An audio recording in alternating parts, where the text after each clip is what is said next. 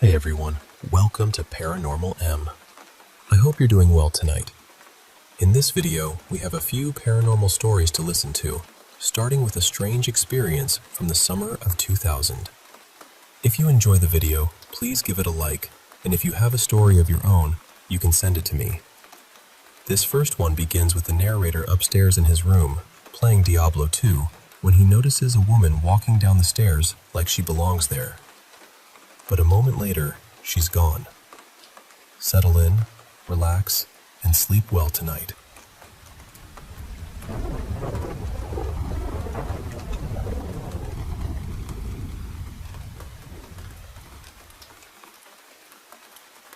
I still remember this like it happened last week.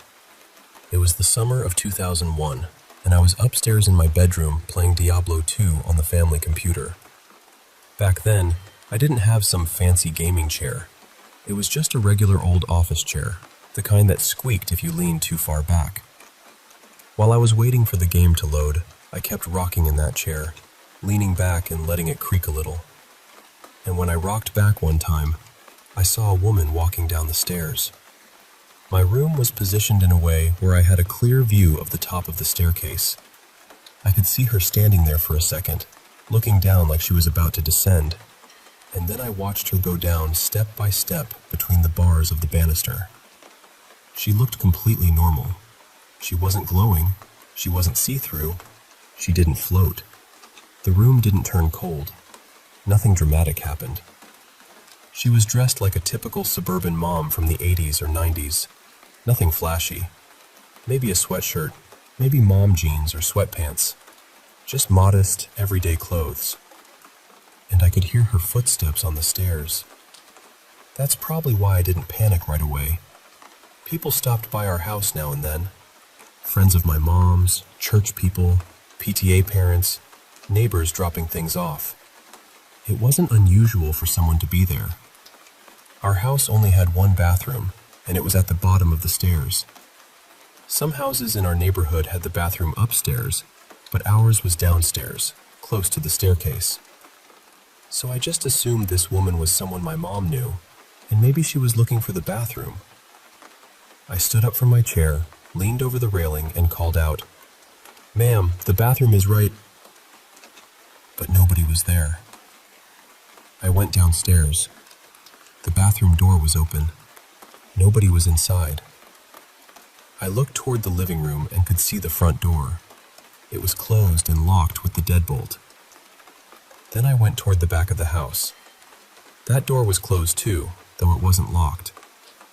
Outside, my mom was on the deck moving patio furniture around because we were supposed to have people over in a few days. I asked her, "Did your friend find the bathroom?" She looked at me and said, "What friend?" "We're the only ones here." So I told her what I saw. The two of us searched the house together. Every room, every corner, everywhere someone could have gone. We didn't find anyone. And then, just like that, the moment passed. My mom asked me to help her outside with the yard, and we never really talked about it again. I was in my late teens at the time, so part of me wonders if she thought I had just scared myself playing a creepy game alone upstairs. Or maybe she'd had some kind of strange experience in that house too, and she simply didn't want to discuss it. I honestly don't know. Years later, I told that story at a college party when everyone was swapping ghost stories. Some people laughed it off. Some were interested. Some just enjoyed the weirdness of it.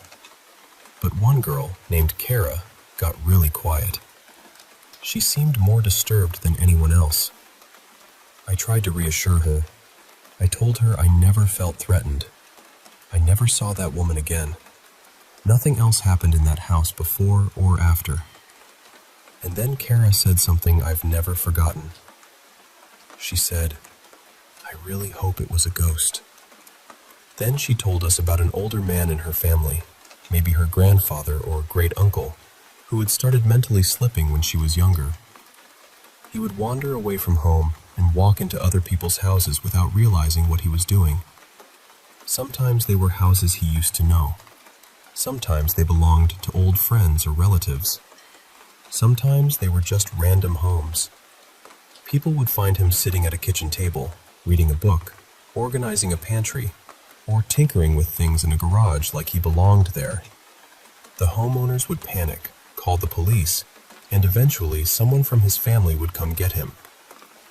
But one time, a woman found him hiding in a closet. She thought he had broken in and was waiting there to hurt her after she went to sleep. But he said he thought the house was being robbed and that he was hiding from the burglar. In his mind, he was a child again, hiding in the house he grew up in. That's when the whole situation became much more serious. And after Kara told that story, my own experience felt different. Because a ghost is scary, sure. It's strange and unsettling. But the idea that some real woman might have been walking through my house, maybe noticing my mom was outside and distracted, and then slipping away quietly when she heard my game or the squeak of my chair upstairs. That possibility bothers me a lot more.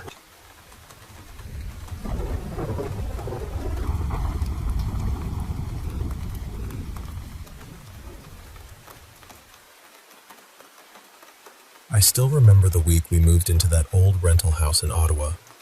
The kids were tiny then, so my parents kept them for a few days while my husband and I tried to clean the place, unpack boxes, and make it feel like home. At first, nothing seemed especially strange. The house was a little worn down, sure, but not unusual. Except for the kitchen. Every time I went in there, I felt this awful heaviness. Not just discomfort, but dread. Like the air had gone thick around me. I kept brushing it off because we had too much to do, and honestly, I didn't want to scare myself before we'd even finished unpacking. While I was sorting through clothes in the bedroom, I found this ridiculous navy coverall my husband had gotten years earlier as a joke gift. I didn't know what else to do with it, so I tossed it up onto the top shelf at the back of the closet. It fell right back down. I thought I'd thrown it badly, so I picked it up and tossed it again. It came back out. At that point, I rolled it tightly into a ball and shoved it as far back as I could.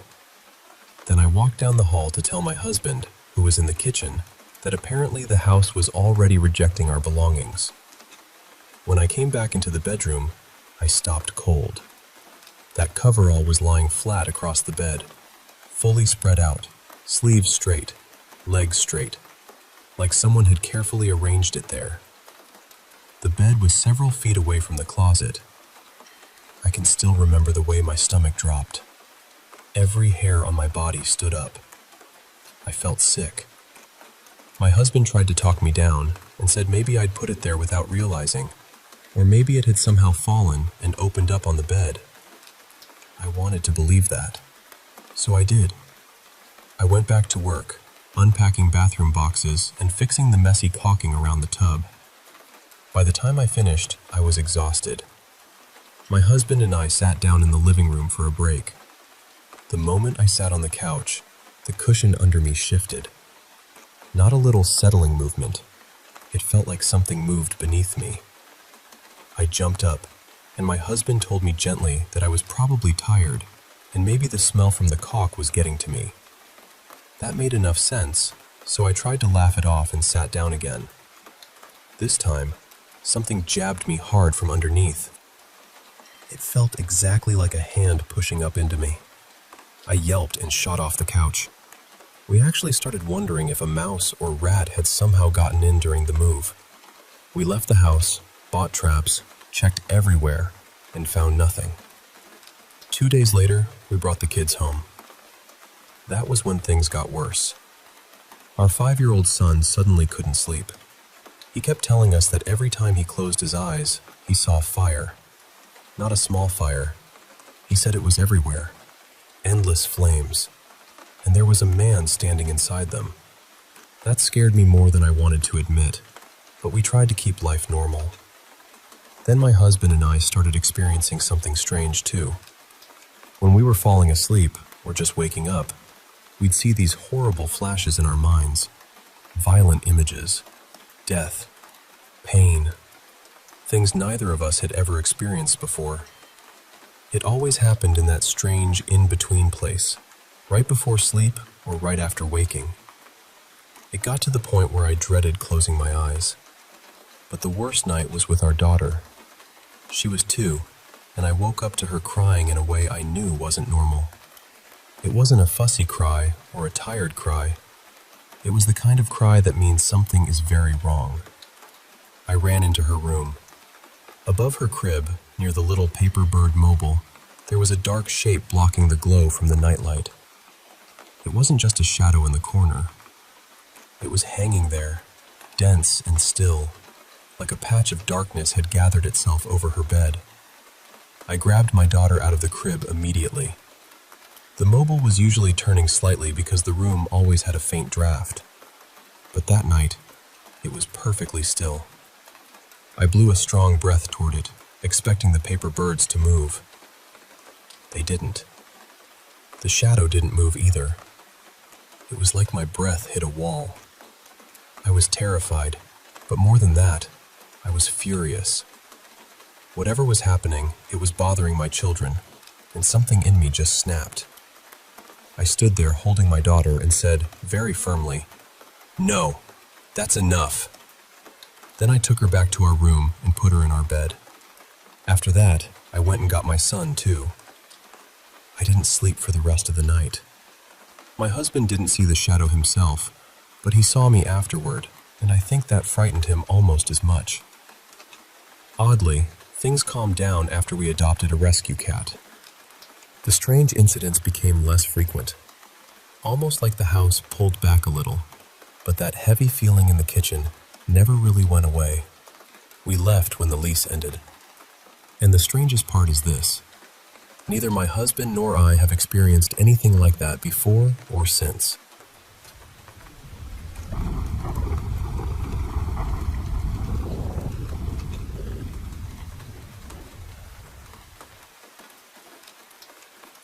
I worked for the DWP for about 7 years, quite a while back now. And one of the buildings I was based in was Dutch's house in Birmingham. I honestly couldn't tell you if it's still standing these days, but I remember that place very clearly. While I was there, I got quite friendly with some of the security staff. One of them, a lovely bloke called Les, used to tell me all sorts of stories about the building. He's no longer with us now, bless him. But some of the things he told me have stayed with me ever since. Because it was a government building, it didn't just shut up at 5 o'clock. There were people working late, sometimes until 10 at night, and once the last person had left, security had to do a full sweep of the place. They'd check every floor, lock the main doors, and then go through the car park before finally closing everything down properly. One night, Les and another guard, I think his name was Stan, had gone through the whole building. Every floor had been checked, every office was empty, and they were certain there wasn't a soul left inside. They were walking through the car park with their torches, with a bit of light coming in from the street lamps, when they suddenly heard banging from somewhere above them. They looked up at the building, and there, on one of the upper floors, was a woman. Not a shadow, not a reflection. A woman, plain as anything, standing at the window and knocking on the glass. Both of them saw her. Straight away they thought, how on earth did we miss her? They assumed she must have been in the toilets or tucked away somewhere when they checked that floor. So they went back inside. Les stayed down at the front desk, and Stan went up to the floor where they'd seen her. He unlocked the doors and started checking around. About half an hour later, he came back down to reception on his own, looking completely confused. He said he'd checked that floor and the floors above and below it, and there was nobody there. No woman, no staff member, nothing. Then he asked Les, "Has anyone come through the front entrance?" Les told him no. Nobody had come out. Nobody had passed the desk. They ended up having to ring the site manager, who was not happy at all. Apparently, he accused them of drinking on the job, which they absolutely hadn't been. But they both knew what they'd seen. And that wasn't the only strange thing that happened there. Another time, two security lads were sent to fit a new CCTV camera in one of the alleyways beside the building. They took a ladder, the camera, a drill, and all the bits they needed. The guards at the main desk could see them on another camera further up the alley, so they were watching them while they worked. Now the strange thing was, these two were taking ages to get the camera fitted. Every now and then, they'd stop what they were doing and look behind them, as if someone was standing there talking to them. Eventually, they came back to the main desk, and the guards there started teasing them. You know, saying things like, "How many security guards does it take to put up one camera?" But the two who'd been outside didn't laugh. They got annoyed and said, "We would have had it done in 10 minutes if it wasn't for that kid asking us question after question." The guards at the desk just looked at them. What kid? They said there'd been a little boy in the alley with them, asking what they were doing, why they were putting that thing on the wall, and all sorts of curious little questions. The two guards at the front desk went quiet, then told them they'd been watching the alley on CCTV the whole time. There had been no child there. Not once. They showed them the footage, and sure enough, the two men were standing there, turning around and talking to empty space. One of those camera fitters quit that same day. The other one later said the boy had looked old-fashioned, wearing a little flat cap, a shirt, and shorts, almost like something out of another time. And honestly, after hearing stories like that, I never looked at that building the same way again.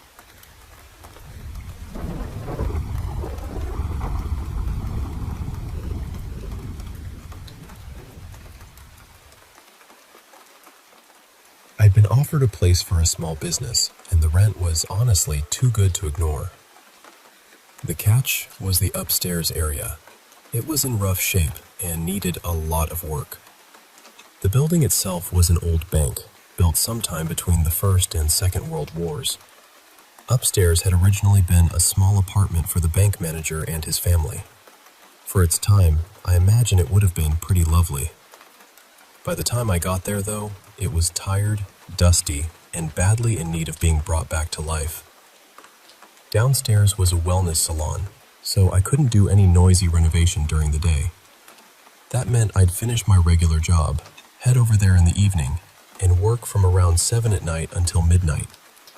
I was so determined to get it finished that I didn't really think about how eerie the place was. I was sourcing old timber, copying the original skirting boards and trim, trying to make everything look like it belonged to the building again. I was completely absorbed in it. There was a hallway outside the rooms upstairs, and the floorboards had this very distinct squeak when someone walked past. It was the kind of sound you recognize immediately. One night, while I was working, I heard that squeak. At first, I barely reacted. Then I stopped and realized what time it was. It was late, and I was supposed to be alone. Then it hit me that I'd heard that same squeak a few times before on other nights, but I'd been too focused to really register it. So I went out into the hall and looked around. There was nobody there. My first thought wasn't ghosts or anything like that. It was a real person, someone hiding in the building. So I grabbed a hammer, went downstairs, checked the doors and windows, and made sure everything was locked. Most of the downstairs area was alarmed anyway, and everything seemed fine. I went back upstairs and kept working. A little while later, the hallway floor squeaked again. This time I went out quickly, and just after that I heard a dull little click or clank from the old bathroom at the end of the hall. Without thinking too much, I walked straight down there to see who was inside. It was a big old bathroom with a pale green porcelain bathtub and matching sink. Very dated, very still. There was no one in there, and there was no other way in or out. I wouldn't say I was terrified in the moment, but I'd had enough for the night. I tidied up quickly, packed my things, and left. After that, the noises kept happening now and then. Nothing dramatic, just random sounds. The hall squeaking, the occasional strange noise from another room. A couple of times the lights flickered. Looking back, I also remember tools turning up in odd places, almost like someone had hidden them somewhere silly just to annoy me. At the time, I brushed most of it off. I just wanted the renovation done. When I finally finished, the upstairs looked really good. I was proud of it. I invited some of the staff from downstairs to come up and have a look. They were hairdressers, massage therapists, beauty therapists, that sort of thing. All women. A couple of them mentioned they hadn't been upstairs in years. Then one of them said something like, "The energy doesn't feel as bad up here now." That stuck with me. Later that week, I was downstairs and asked one of the staff what she meant by that. That's when she told me more about the place. Apparently, when the hair studio used to be upstairs, all sorts of things had happened after hours. People felt invisible hands touch them. Trolleys moved on their own. Voices came from the corners of empty rooms. None of the staff liked being up there, especially alone.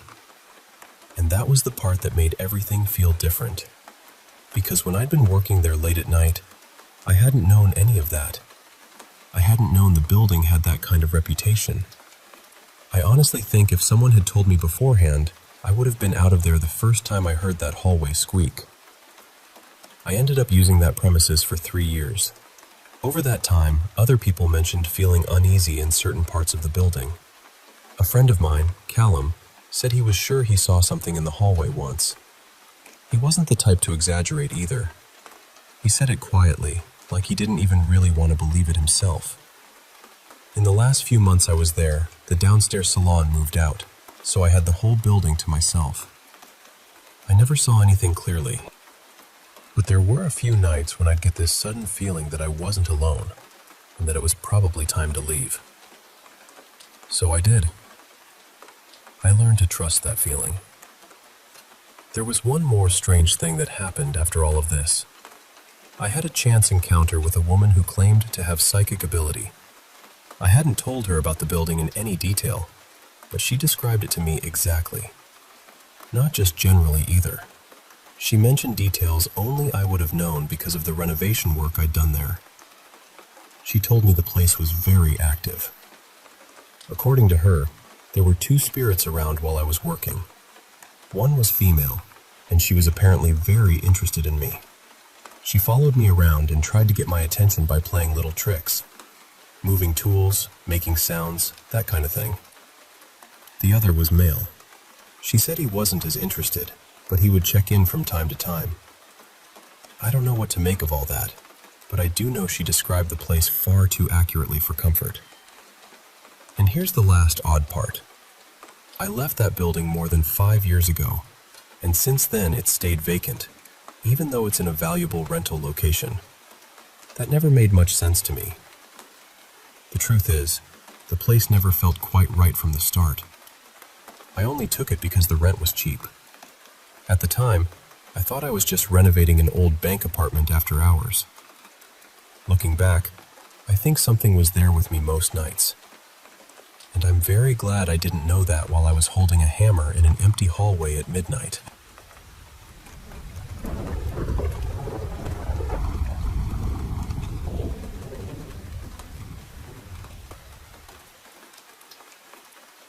I still think about this sometimes, and honestly, it still gives me that strange little chill.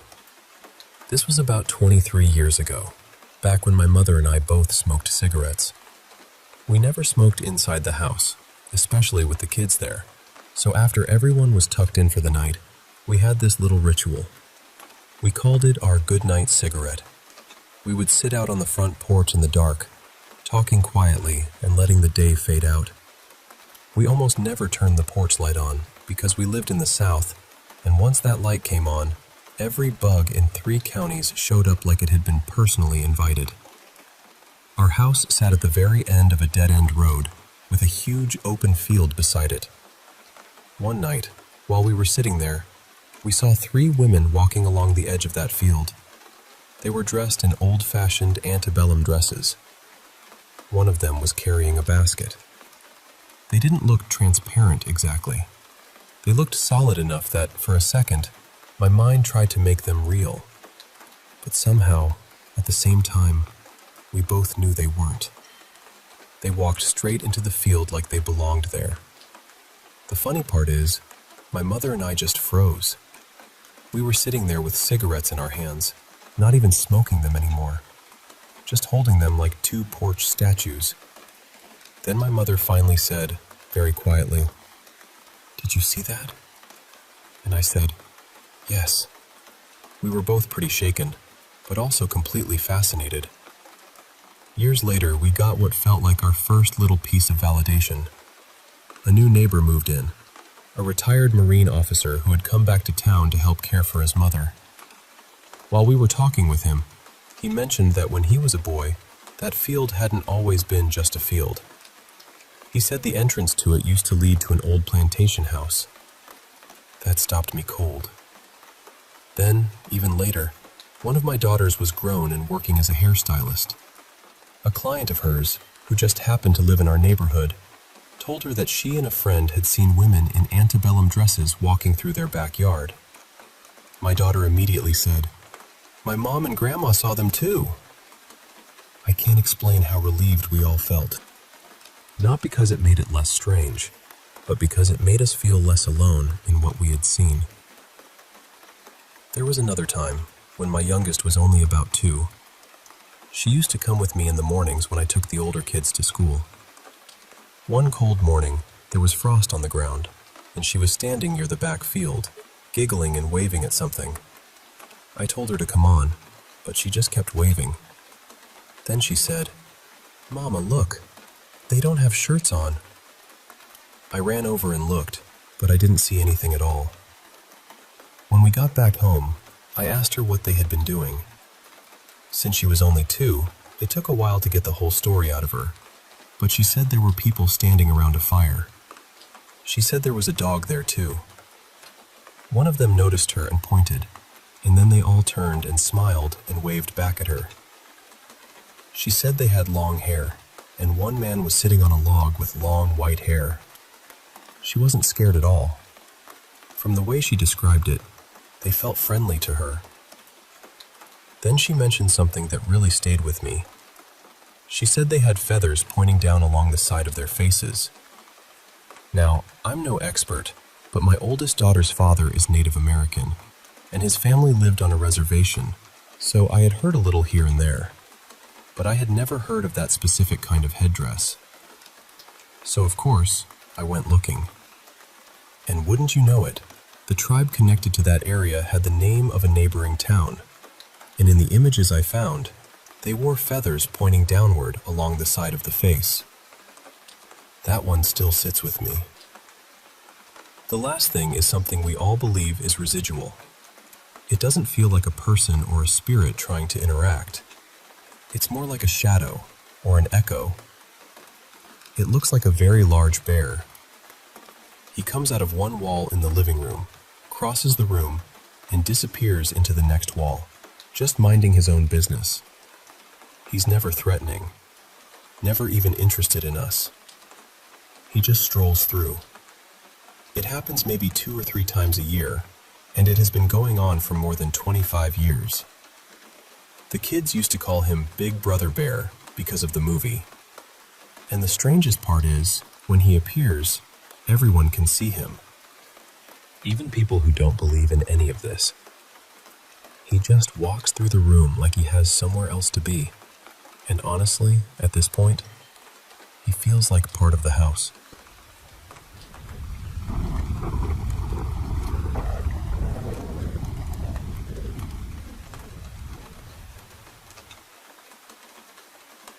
I was 15 when I ran away from home, and later that same year, I ended up in a group home for runaway girls. Most of us were teenagers, somewhere between 13 and 17. Every now and then, younger kids would stay with us for a short time, maybe a week or 2, depending on their situation. When this happened, there were 4 of us girls there, me, another girl who was 16, and 2 girls who were 17. There were also 2 adult staff members on duty. Then one day, they brought in a little girl. She was only 11. She'd been removed from her family, and I'll call her Susie. She was quiet, sweet, really. The kind of kid who didn't take up much space, and because she was so young, all of us felt protective of her in our own rough teenage way. So whenever we did something, we tried to include her. She'd been there about a week when, one night, we were all bored and decided to mess around with a Ouija board. At first, it was silly, just teenage nonsense. Questions like, does so-and-so have a crush on this person? Or, is my dead grandmother here? And then somebody would say, okay, prove it. Say something only she would know. Then one of us asked if there were any spirits or ghosts in the room. The board said yes. So we asked who the spirit wanted to talk to. It spelled out the first couple letters of Susie's name, and then it stopped. We tried asking more questions, but after that, it didn't feel like anything was moving anymore. So we quit using the board. Then one of the girls told Susie to lie down on the floor so we could try something else. Susie did it. She laid flat on her back, and we turned off the lights, lit a candle, and started chanting. Light as a feather, stiff as a board. Nothing happened. Then another girl said something like, Spirit, come through this candle and speak to us. And I swear, the candle flickered. Right after that, Susie got this strange look on her face and said, very softly, no. That was the first moment I felt something in my stomach twist. I remember thinking, maybe we should stop. But the older girls were kind of leading everything, and I didn't want to be the one to ruin it, so I stayed quiet. Then someone asked, Spirit, what do you want to tell us? A couple of the girls giggled, and then Susie said, in this flat, empty voice, don't let the dead in. The whole room changed. I know that sounds dramatic, but it really did. The joking stopped. The air felt heavier. Someone laughed in that nervous way people do when they're scared but don't want to admit it. One of the 17-year-olds finally said, okay, this is stupid, and blew the candle out. And that's when it started. Susie began trembling, then shaking, then violently shaking. At first we thought she was messing around. We were saying things like, come on, very funny, get up. But her eyes were wide open, staring straight ahead, and she wasn't responding to us. Then she started flailing her arms. All four of us crowded around her, trying to keep her still, but we couldn't. She was twisting, kicking, jerking, and moving with this strength that did not make sense for an 11-year-old girl. Someone yelled for help, and the two staff members came running in. They asked what was going on, and we told them the truth. We had been playing with a Ouija board, and then she just started shaking. The staff called her name, loudly. They grabbed her arms and asked if she was okay. Nothing. Then they started yelling at her, telling her to knock it off or she'd be in trouble. Still nothing. And then she got worse. She shook harder. 6 of us were trying to hold her down. 4 teenage girls and 2 grown adults. And we could not do it. She threw some of us off like it was nothing. Then she got up onto all fours, still shaking, making this horrible guttural sound. She was knocking things over, swinging her arms, kicking out. We kept trying to grab her, but she kept breaking free. She was 11, just 11 years old. Finally, one of the girls was almost crying and shouted, "Tell us how to help you. Please, how do we help you?" And Susie answered. Her voice sounded exhausted, strained, almost strangled. She said, "You have to take the candle, light it, tell the spirit to leave, wish it well, and then blow it out." I still remember the way she emphasized certain words. Take, light, tell, wish. Then, she was still shaking while she said it. People were still trying to hold her down. So someone grabbed the candle, lit it, and said something like, "Spirit, leave this child. We wish you well." Then they blew it out, and Susie just collapsed. She dropped onto the floor, drenched in cold sweat. For a few seconds, nobody moved. Nobody spoke. We just stood there stunned. Then one of the staff members said, very quietly, "Everyone go to your rooms. Go to bed. Susie, come with me." I don't remember much after that. What I do remember is the way the staff acted for the next couple of days. They were usually upbeat with us, even when things were messy. Even when someone got bad news, or there was a fight, or somebody was crying, they tried to keep the mood steady. But after that night, they were different. Subdued. Careful. Almost scared. And that, more than anything, told me that something had shaken them too. I know people can explain a lot of this away. Fear, hysteria, kids getting carried away, all of that. I understand that. But I still cannot explain her strength. Susie was a normal-sized 11-year-old girl. She wasn't big. She wasn't aggressive. She wasn't the kind of kid who would pull a prank or try to scare everyone.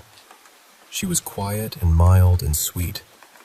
And 6 people, including 2 adults, could not hold her down. I still think about that night sometimes. And every time I do, it creeps right back under my skin.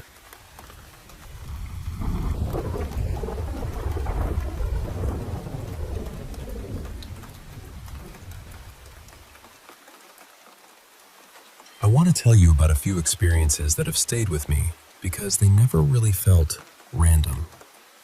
About a year after my grandfather passed away, we moved my grandmother out of the house they had shared for so long and into a smaller place. That old house had been the center of everything for our family. Birthdays, holidays, Sunday dinners, all of it lived there in the walls. One night, I woke up out of nowhere. My eyes just snapped open. The room was dark and quiet, and when I looked to my right, my grandfather was standing there. It scared me, of course. How could it not? But at the same time, I didn't want to blink. I had this feeling that if I closed my eyes, even for a second, he would disappear. So I just stared at him for as long as I could. I wasn't planning to tell anyone. I figured people would think I had dreamed it or imagined it. But the next morning, I was in the kitchen making coffee when my mom came downstairs. We were having a normal morning conversation, nothing unusual, and then she suddenly said, "I think my dad came to see me last night." That stopped me cold. To me, that felt like confirmation. I really believe my grandfather was coming to say goodbye, especially because we weren't going to be going back to that old family house anymore. I've only seen him one other time since then, and that was almost 10 years ago. My grandmother passed this year, and part of me feels like maybe I won't see him again. But honestly, who knows? Another time, I went on a trip with some friends to a cabin none of us had ever stayed in before. It belonged to a family friend of one of my friends. The cabin itself seemed peaceful enough. Nothing felt especially creepy, other than the usual, "we're deep in the woods in Michigan" kind of feeling. We had a good day, hung out, laughed, ate, and eventually went to bed. Then, once again, I woke up in the middle of the night. But this time, it was different. It felt like I was sitting on top of the tall dresser across from the bed, looking down at myself sleeping. My friend was asleep on the top bunk above me. To my left, there was this darkness. Not just a shadow, but a deep, heavy blackness. Slowly, it started forming into what I would now call the Shadow Man. I've heard other people describe the same thing since then. He was tall, completely blacked out, but I could make out a tall hat, broad shoulders, and then the shape just dropped straight down. It was awful. I kept telling myself, "Do not turn around." With my grandfather, I wanted to look. I wanted to see him. With this thing, I absolutely did not. The next morning, our friends were asking how everyone slept. The friend who shared my room said she slept fine. But then my other friend, Dawn, started talking about what happened in her room. Her room was down the hall, and the closet in her room shared a wall with another friend's room. That matters. Dawn said she had been reading with the side table lamp on, and everything felt normal at first. Then the corner of the room near the closet got extremely dark. She said it was pitch black and felt heavy, almost threatening. Then our third friend, Sibel, said she had been hearing knocking from the wall to her left, which was the same wall connected to Dawn's closet. It wasn't constant, but it happened enough that she barely slept. Dawn said that when the blackness in her room wouldn't go away, she pulled the covers over herself and said, "Whoever you are, you're not welcome here. Go away." Not long after that, it disappeared. That's when I told her what happened to me. I honestly think whatever was in her room left and came into mine. The next night, all of us slept together in the living room. Now I live in a 100-year-old house in Detroit, and this house has its own little cast of characters. There's an older man in the basement. I've seen him a few times. He gives off grumpy energy, not evil or dangerous, just very much like, "This is my space, and I don't want people in it." After I saw him a couple of times, I finally said out loud, "I'll respect you as long as you respect me." And honestly, we've been fine for about 5 years. I still hear him sometimes. I've heard a man's voice speaking down in the basement, and there have been times when I'm coming up the basement stairs and I hear 2 sets of footsteps, mine and someone else's. Almost a year after I moved in, my neighbor across the street told me that an older man named Mitchell had died in the basement. So there's that. There's also a little girl in the house. I've seen her twice. She has that restless kid energy. She moves things, hides things, and I've heard her running down the hallway. I think she likes my bedroom because I get the feeling she spends time in there. One night, I was lying in bed and heard a child singing. Then I felt something come up beside the bed. It touched my leg, and then a small hand wrapped around my ankle. I pulled my leg back so fast and said, "You are not allowed to touch me." She hasn't touched me since, but she still tests my patience with noises, missing objects, and little tricks around the house. The third presence feels different. I think it's residual. It's a woman who walks the same path through the living room, over and over, like she's caught in a loop. I think Mitchell was probably already part of the house before I got here. As for the little girl and the woman, I'm not sure. I collect antiques, so there's always the chance they were already here, or that I brought something home with me. My sister says I need to stop antiquing. I have not stopped. And honestly, I probably won't.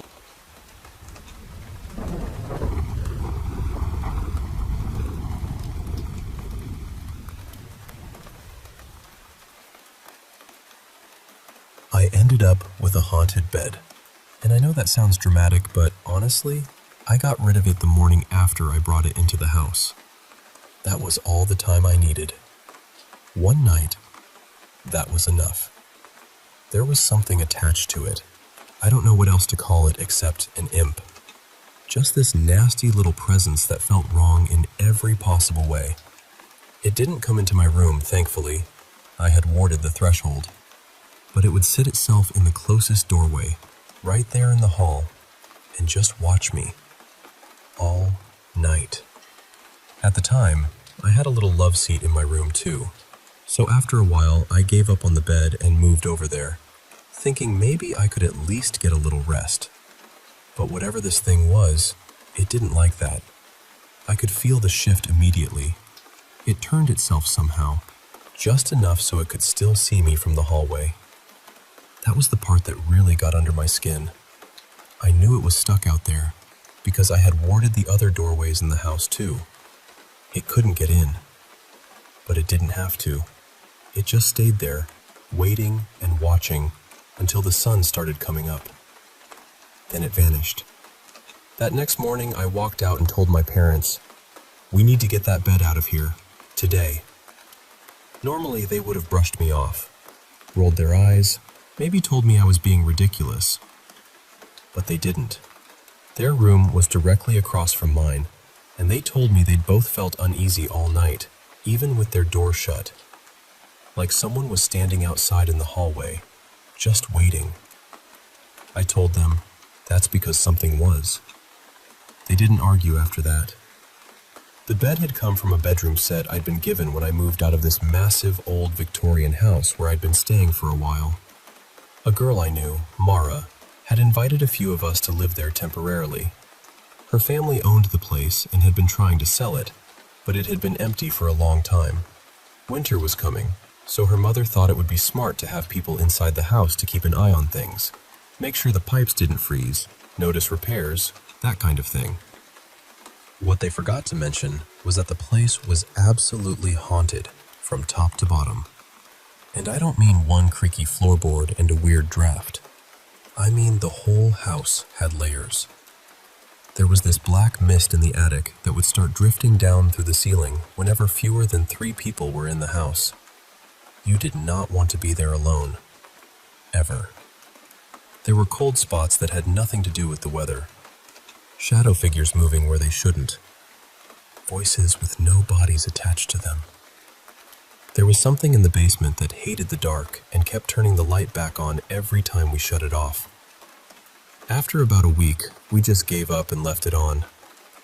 There was an old woman in the front upstairs bedroom who liked to stand at the window and stare down at the driveway. There was something else in the crawl space behind the upstairs bathroom that none of us liked talking about. And then there was the little thing attached to my room, which had once been the nursery. I started calling it Harris, mostly because giving it a name made it feel slightly less awful. It liked to stay near my doorway unless the sun was up and the whole house was bright.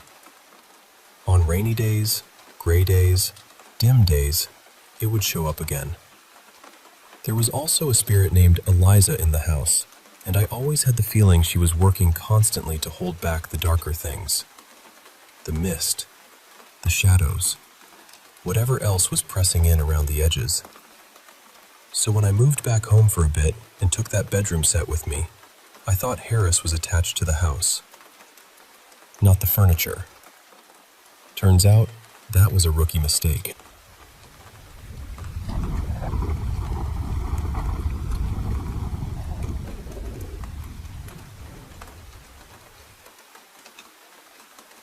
I can only imagine how unsettling that must have been. Jarring is probably putting it gently. Part of me wonders whether they were trying to help you, in their own strange way, by getting you back to your bed as quickly as possible. But then there's the way they moved, so fast, almost like they were trying not to be seen. Like they knew their presence would frighten anyone who caught a proper look at them. I've had experiences of my own since I was around 12 or 13. One night I was sitting up in bed reading. It wasn't even very late. Then I saw the shape of a very tall man standing beside my wardrobe. Just a dark silhouette, completely still. I remember pulling the duvet right over my head and staying like that until I finally worked up the courage to peek out again. By then, he was gone. Years later, I started looking into the area where we lived and found out other people had seen similar things nearby.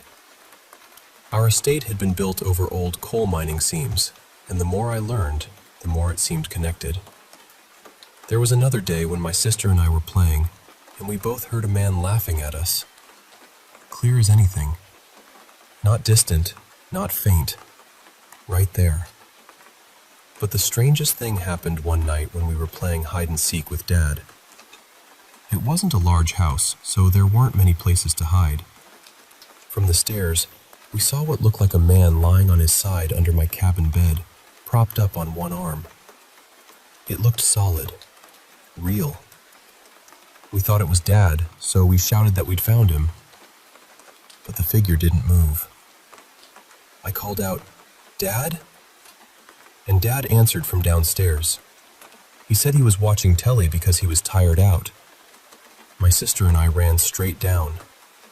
When Dad went to check under the bed, there was nothing there. Whoever or whatever we had seen had vanished. There were other things too, smaller moments that stayed with me. Now I'm in my 40s, and the place I live in has its own atmosphere. I've seen shadow figures here several times. 3 of them looked completely solid and black, but only for a few seconds before disappearing the moment I turned to look properly. Sometimes I've even called out to them, telling them to come forward or speak if they want something. I felt my hair move when no one was near me. I felt the bed dip, like someone had sat down beside me. In the kitchen, I've seen empty bottles wobbling and settling back into place, as if they'd just been spun like coins. There have been sudden freezing patches of air, flickering lights, and orbs that honestly were beautiful in a strange way. But still, nothing quite like what you described. I did some digging into this house and the land around it, around the same time I was researching my childhood home. That's when I found out this place sits directly above an old double coal mining seam. It even explains the slight lean in the house and the subsidence. Then I discovered that 3 miners had died in a fire damp explosion in that very seam. After learning that, something shifted in me. A lot of what happens here seems tied to the mines. Knowing that has actually brought me some peace. Now, when something happens, I usually just greet them. It might be worth looking into what stood where your house is now. Local history archives, reference libraries, and local historians can be absolute treasure chests for that kind of thing. What happened to you sounds frightening, and I do think some spirits, or whatever they are, understand that their appearance scares us. Maybe that's why you were moved so quickly, so they could get you somewhere safe and disappear before you fully saw them.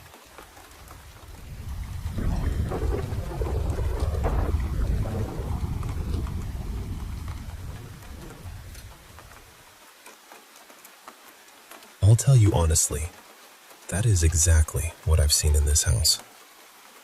It's usually around the doorways. I'll catch something peering in just for a second, and then it disappears so quickly that I'm left wondering whether I really saw it at all. But I always get the same feeling from it. Not threatening, exactly. More like they're checking on me. At first, though, I was frightened. Properly frightened. There was one evening when I was lying in bed with my cat, and I saw one in the hallway.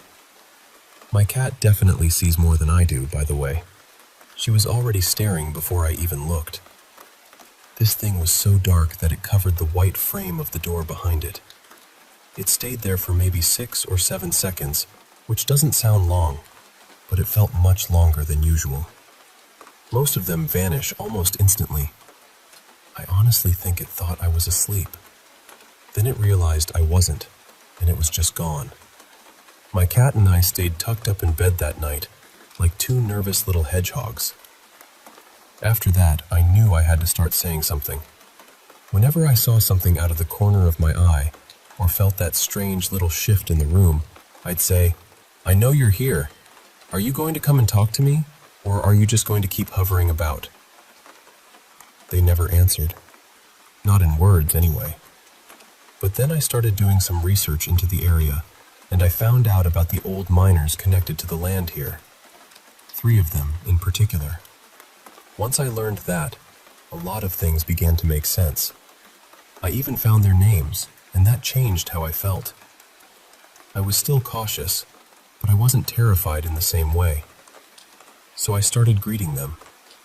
I say goodnight before I go to sleep, and I tell them everything is all right. I tell them they can stand down now. They're still around.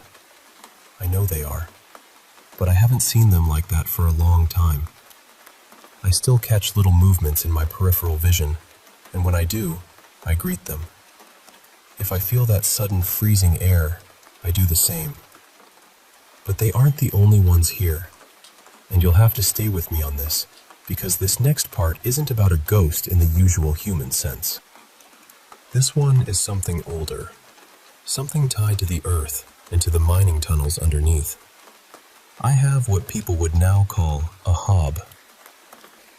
Years ago, down in the mines, they were often called knockers. The old stories said they would knock inside the tunnels to warn miners if there was danger coming, like a collapse or a bad shift in the ground. Plenty of miners believed in them, and so did many of the widows who were left behind.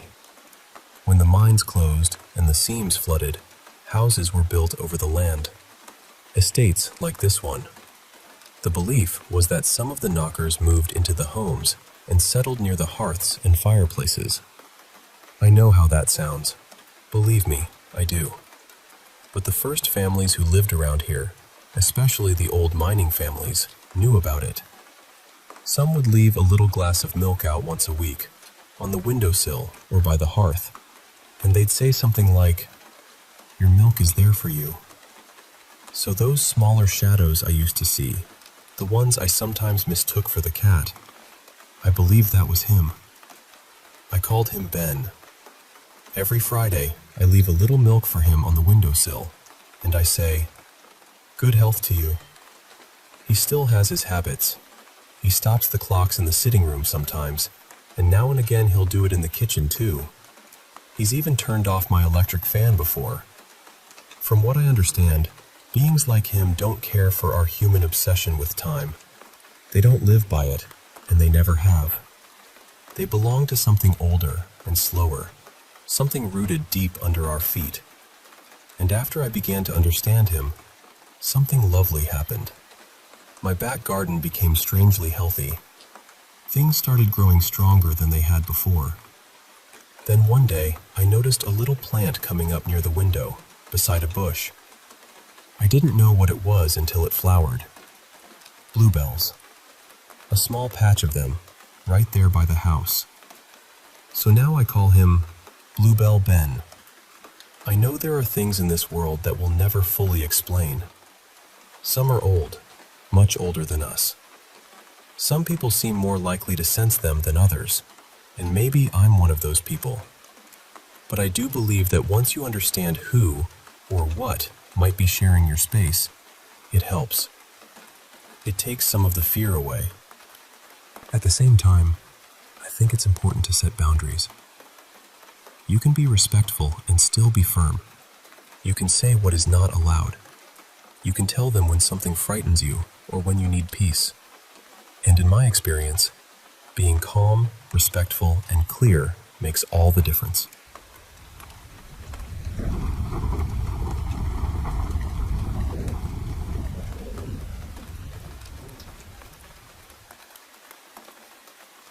I moved into this little apartment on the 3rd floor, and when I say 3rd floor, I mean that was the end of the line. The stairs didn't go any higher. Each floor had 2 apartments, including mine, so I figured I had one neighbor right next door, and that was that. From inside my place, if I stood near the entryway, I could see the bottom of the stairs by the door next to mine. And pretty quickly after moving in, I started noticing that whoever lived there kept strange hours. Late at night, I'd hear movement. Sometimes it sounded like someone walking around. Other times, it was loud enough that I'd pause whatever I was doing and just listen. I kept running into the other people in the building, but never the person next door. Not once. Still, I told myself they probably worked nights or some kind of shift schedule. That explanation made enough sense, so I let it sit there. After I finally finished unpacking, I needed to put my moving boxes into storage. My rental came with a storage unit in the basement, so I asked a woman downstairs, Mara, where I was supposed to go. She looked a little confused and said, "Since you're on the 3rd floor, you can just use the attic. It's right up there with you. Much easier than dragging everything down." So I went back upstairs and started looking for a ceiling hatch. I checked the hallway, looked around near the stairwell, even stared at the ceiling like it might suddenly blink back at me. But there was nothing. Just my door and the door beside mine. Then I looked closer. My door had a mail slot, my name, and a doorbell. The other door had none of that. No nameplate, no bell, no mail slot. And the handle didn't even look like an apartment lock. It looked like an ordinary indoor door handle. That was the first moment my stomach sank. I stood there for a second, feeling ridiculous, then reached out and tried the handle. It opened. The door was heavier than it looked. Old wood. and it made this dry, groaning sound as it swung inward. Behind it was not an apartment at all. There was a narrow set of dusty wooden stairs curving upward into the dark, and I realized those were the stairs I had been seeing from inside my apartment all along. It was daytime, and curiosity got the better of me, so I went up. At the top was this huge unfinished attic. Big wooden beams, round windows like something from an old townhouse. Enough light coming in that I could see everything clearly. The space was enormous. At the far end, there were wooden frames where rooms might have been built someday. But there were no walls, no furniture, nothing. Just dust, beams, and silence. It could have been an incredible apartment if someone had renovated it.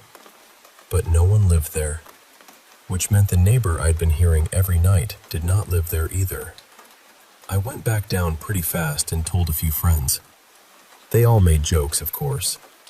Everyone's brave when the haunted attic isn't above their own head. But the sounds kept happening. Evenings, late nights, footsteps, shifting, little crashes here and there. Then one night, I had friends over, and they heard it too. The moment they did, the jokes dried up. They grabbed flashlights and went upstairs, determined to solve it.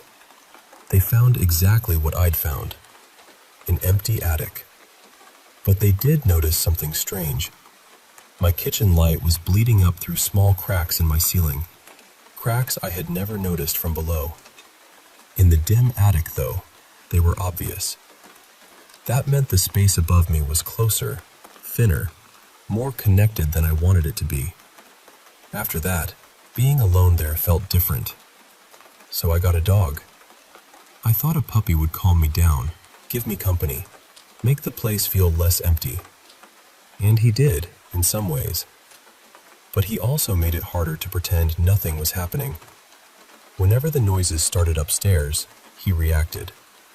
He'd race around the apartment, barking at the ceiling, ears up, completely locked onto whatever he heard. Sometimes I'd be watching TV and suddenly hear what sounded like someone running down those attic stairs. The attic door in the hall wouldn't open or close, but my dog would sprint to my front door, tail wagging, waiting to greet whoever he seemed absolutely sure was coming. That was somehow worse than fear. He was excited. Over time, the sounds got more frequent. At first it was only evenings. Then it was late nights. Then it was any hour it pleased. The final straw was New Year's. I had 3 people staying over, including my boyfriend. They all knew the stories. We had talked about the attic, laughed nervously, tried to explain things away. Eventually, we all went to sleep. Sometime during the night, I woke up to noises above the hallway. Then there was banging from the bathroom. It sounded like someone was trying to close the door, but couldn't quite manage it. At first I was annoyed, because I thought one of my friends was messing around. My dog jumped up, eager to investigate, so I opened my bedroom door. But instead of going toward the bathroom, he bolted into the living room where my friends were sleeping. That made me stop. I went to the bathroom anyway, and I saw the door moving by itself. It slowly opened, then slammed shut. I pushed it open and checked the window. Closed. No draft. Nothing hanging on the handle. Nothing behind the door. No explanation. I called the dog and hurried back to my room, completely shaken. My bedroom door had 2 panels of frosted glass, and in my rush to shut it, I woke my boyfriend. I got back into bed, but the dog stayed near the door, whining and scratching like he wanted out. I was trying to call him back when my boyfriend suddenly said, "What the hell is that?" Through the frosted glass, we saw a bright light moving down the dark hallway. Not flashing, not flickering, moving. Slowly, like someone was walking past the bedroom door carrying a lantern or a flashlight. We froze. Neither of us opened that door. After the light passed toward the living room, the noises faded. Nobody slept after that, except the dog, who apparently had made peace with the impossible.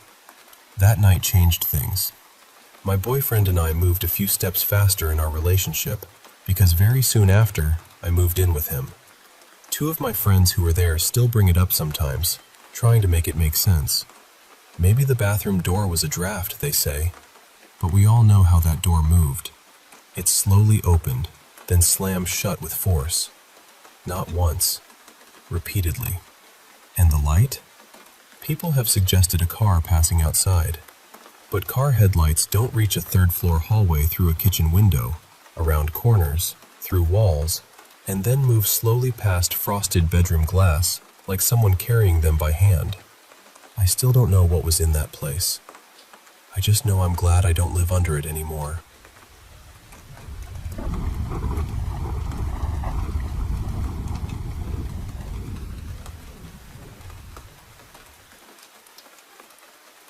I'm going through something very similar to what you're describing. My daughter is almost 4 now, but this started when she was about a year old. At first, it was little things. We would hear her through the baby monitor, just babbling away like she was having a full conversation with someone in the room.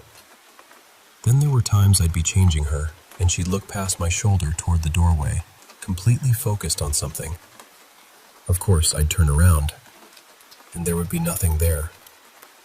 I remember looking back at her and quietly wondering, "Do you see someone?"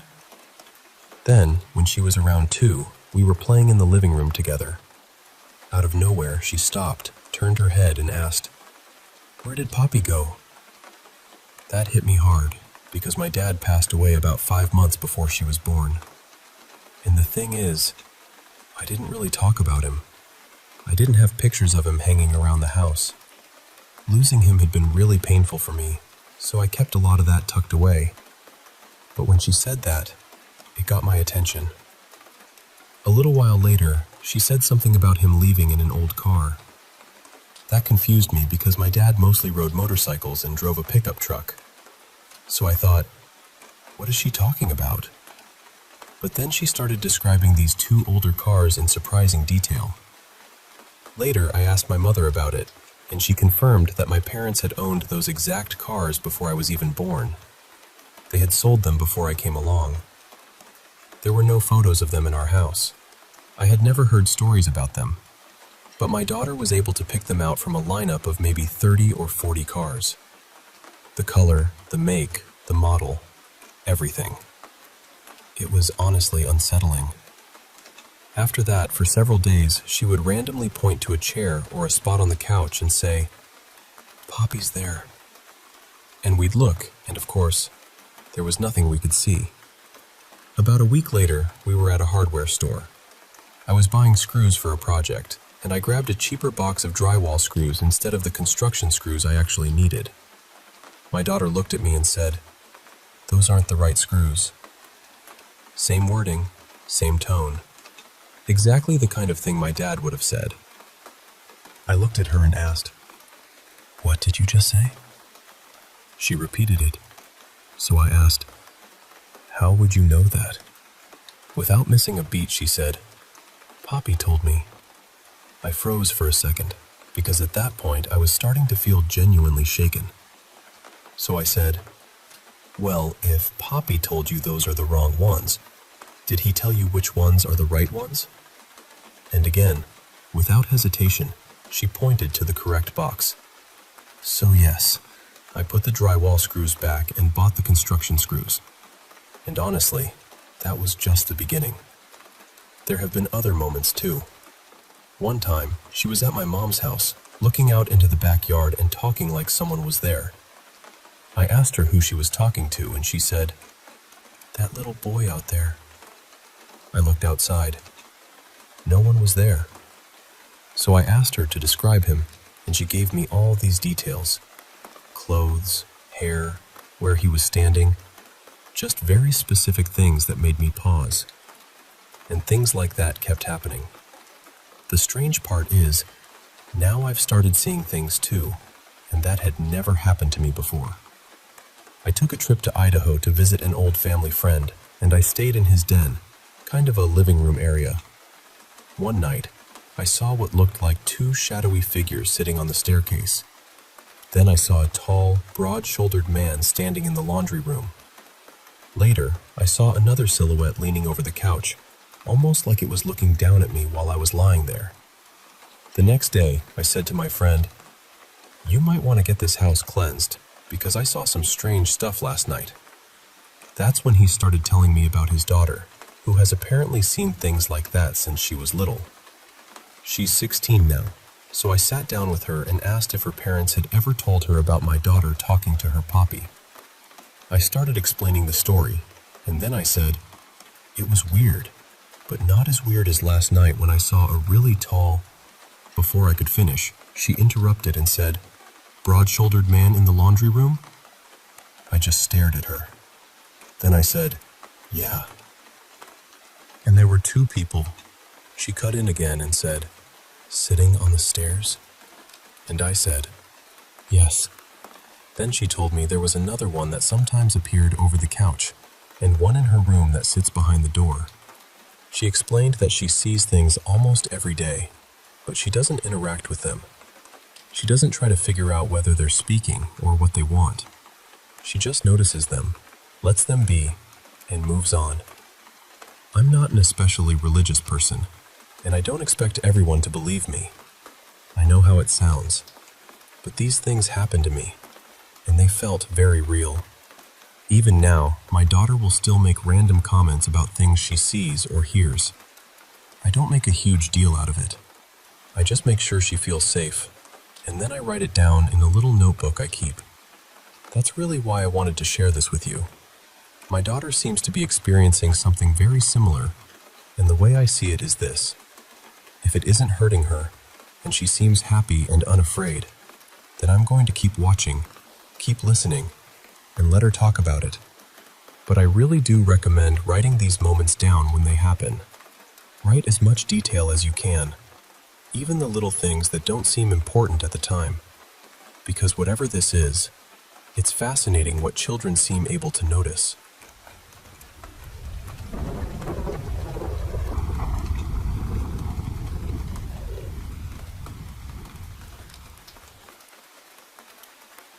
So, this all started one night when my girlfriend Lila and I smoked some weed that honestly felt different from the start.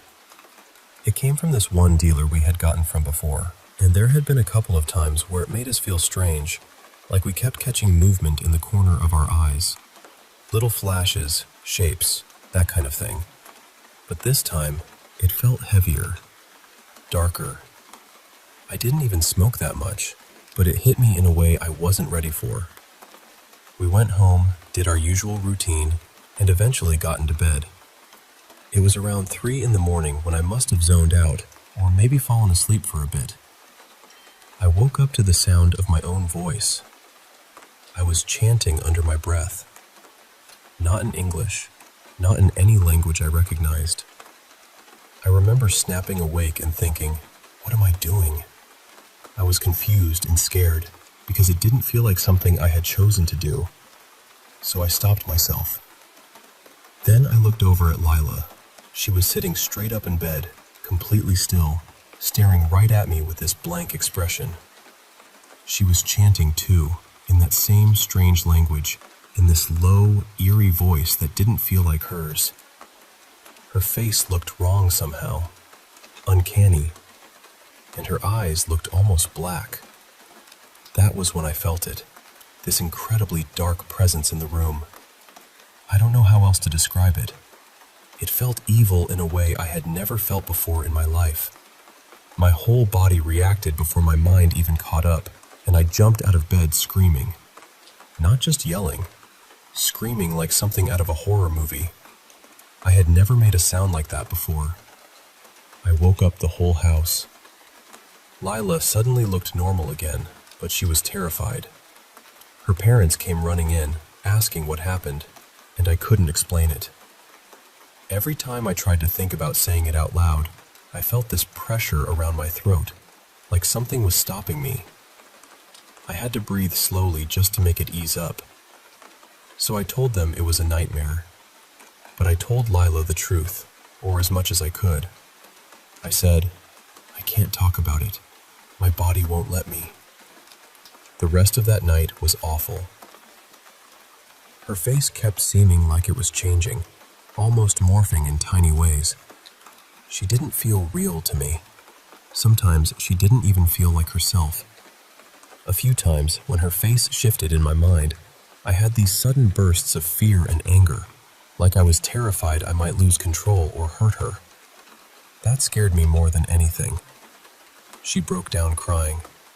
She was scared for me, and honestly, I was scared of myself. We ended up lying on the couch, but I didn't sleep at all. Since then, I've had trouble sleeping. I usually stay awake until the sun comes up before I can relax enough to close my eyes. By morning, I felt a little more grounded, and I finally told her what I saw. Even then, talking about it gave me chills. I still felt that pressure in my throat. Even remembering it now makes my skin crawl. The next day, people's faces still seemed a little off to me. Not as intense, but enough that they felt fake sometimes. Even my own mother looked strange for a moment, and that really shook me. What scares me most is that I don't know what I was chanting. Part of me keeps worrying that maybe I said something I shouldn't have. Like maybe I gave something permission without realizing it. I know that sounds strange, but that's where my mind keeps going. I had sleep paralysis about a week before this happened too. And then, another night, a shoebox fell from the top of Lila's wardrobe right around midnight, which scared both of us. During the day, I mostly feel fine. But at night, the thoughts come back. The chills come back. That feeling comes back. Then, on Sunday around 1 in the afternoon, I woke up into sleep paralysis again. This time, I saw a dark figure hovering near my legs. He looked like a thin man, maybe around 5'9", lean, with tiny white dots where his eyes should have been. It wasn't as terrifying as the first experience, but it still felt wrong. And honestly, I just needed to stop.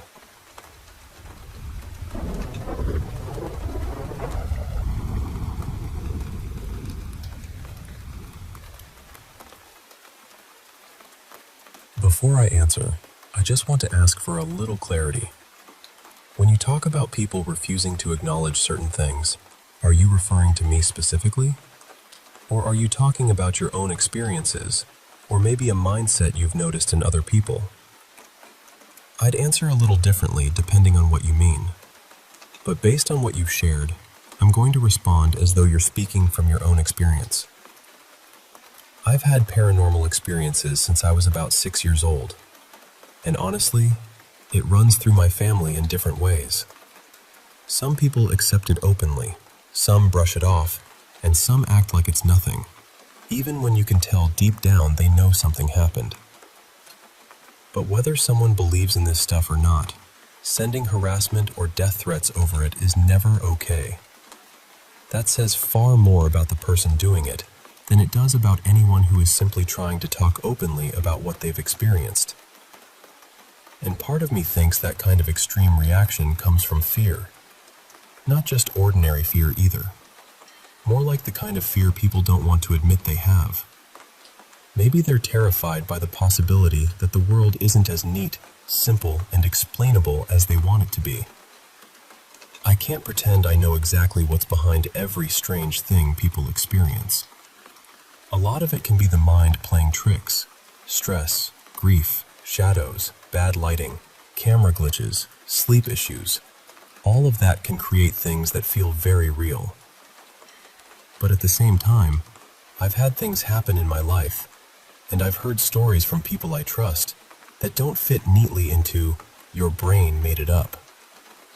Some moments just sit there, quietly refusing to be explained away.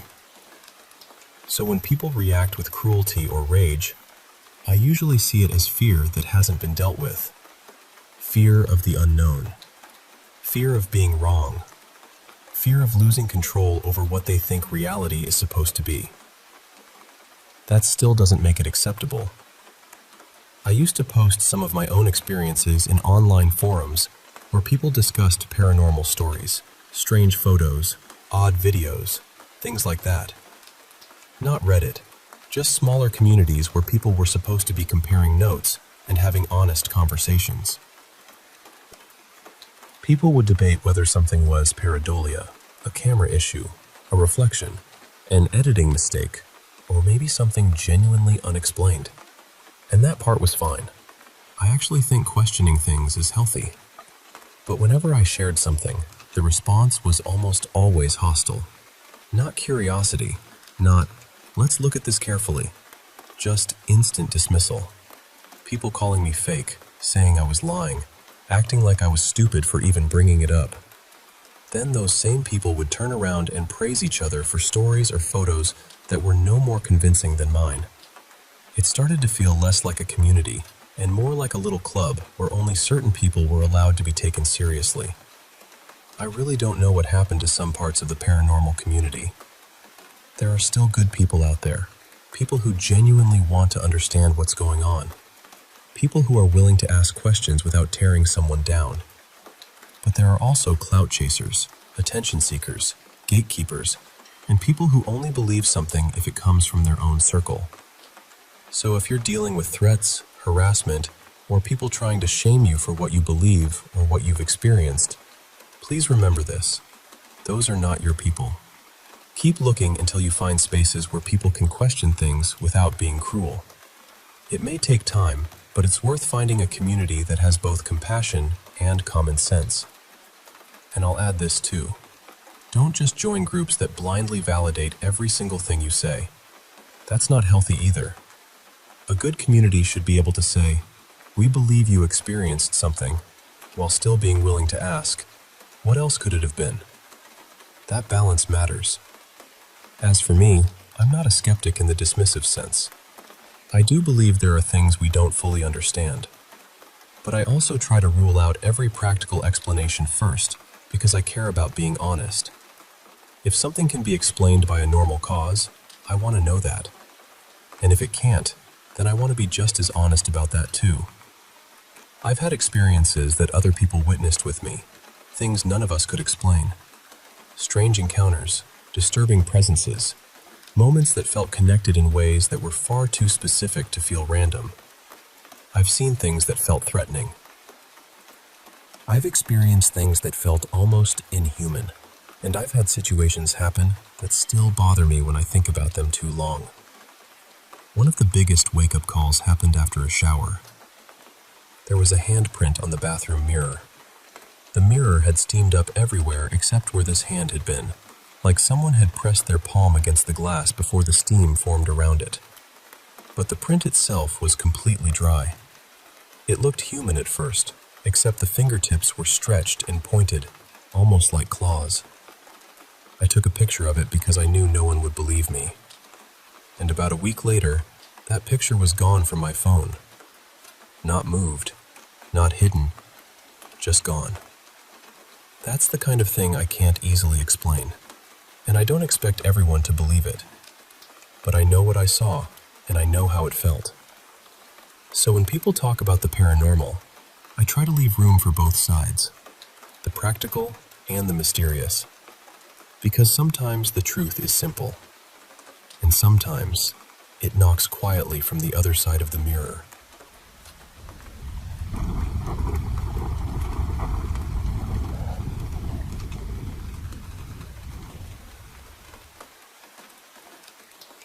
I remember we made the board ourselves, just out of some scrap wood that was lying around.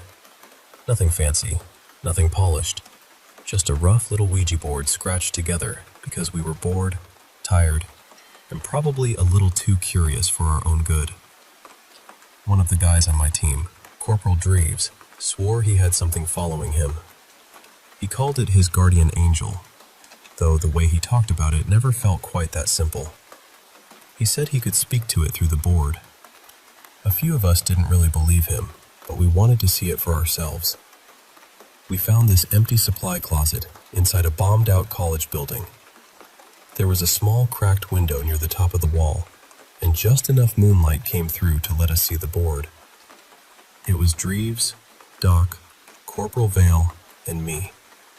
Dreves didn't do any ceremony. No candles, no chanting, nothing dramatic like in the movies. He just looked down at the board and called out to it. He called it Elias. And then the planchette started moving. None of us had our hands on it.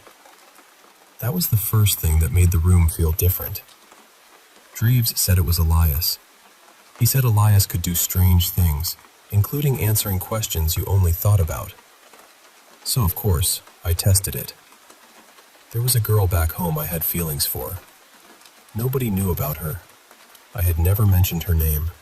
Not to Dreves, not to Doc, not to anyone there. I took my hands away completely and asked the question silently in my head. The planchette moved. Letter by letter, it gave me her initials. I just stared at it. That was the moment my doubt started to crack. We asked a few more questions after that, and eventually Vale got uncomfortable and left. The room had gotten darker by then, so I pulled out my Zippo and used it for light. There wasn't any wind in that closet. There couldn't have been. And then I had this stupid idea. I asked Dreves if I could try something.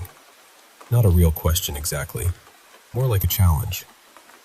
He said go ahead. So I held the lighter in my hand and thought, knock on the door. The planchette slid to no. I asked again, silently. No. That annoyed me. Or maybe I was trying to act braver than I felt. I started mocking Elias in my head, thinking it was weak, thinking it needed to prove it was real. Then I thought, blow out the flame. The planchette moved hard across the board, fast, angry almost. No. I pushed again in my mind. No. I was just about to insult it, not out loud, just in my thoughts, when I felt something behind me. It was like an ice-cold breath on the back of my neck. It moved down my shoulder, along my arm, straight toward my hand. And then the Zippo went out. Doc jumped up so fast he nearly knocked into the wall. He ran out of that closet and down the hall without saying a word. Dreves looked at me and asked what I had told it to do. I told him. His face changed. He warned me not to anger Elias again. I wish I could say that scared me enough to stop. It did scare me. It shook me badly. But it also pulled me in deeper. Fear and curiosity can make a dangerous little cocktail. After that, I wanted one of my own. I talked Dreves into showing me how. One night, when things were active outside and the whole place felt charged, we went up onto a rooftop and called something in. Something answered. I couldn't understand its name. Not really. It felt too sharp or too tangled to say properly, so I shortened it and called it Zane. It accepted that. After that, every once in a while, I would still call on the original one, Elias, the one tied to Dreves, just to see if it would do that mind-reading trick again. But there weren't many people around who were willing to sit with a spirit board for long, especially after hearing what had happened. I still own a few boards. I use them from time to time. I don't pretend to understand what they are. Some people say they're tools for speaking to demons. Some say they're portals. Some say nothing good ever comes through them, and whatever answers is never what it claims to be. All I know is this. I wouldn't recommend playing with one unless you're ready for things to follow you, haunt you, or get worse than you expected. And I do think some people are more open to it than others. If you're looking for results, you'll probably get more from someone sensitive to energy, someone who has that strange doorway already half open in them. But one thing I'll say for sure, no matter how much they claim to know the future, I don't think any of them have the winning lottery numbers.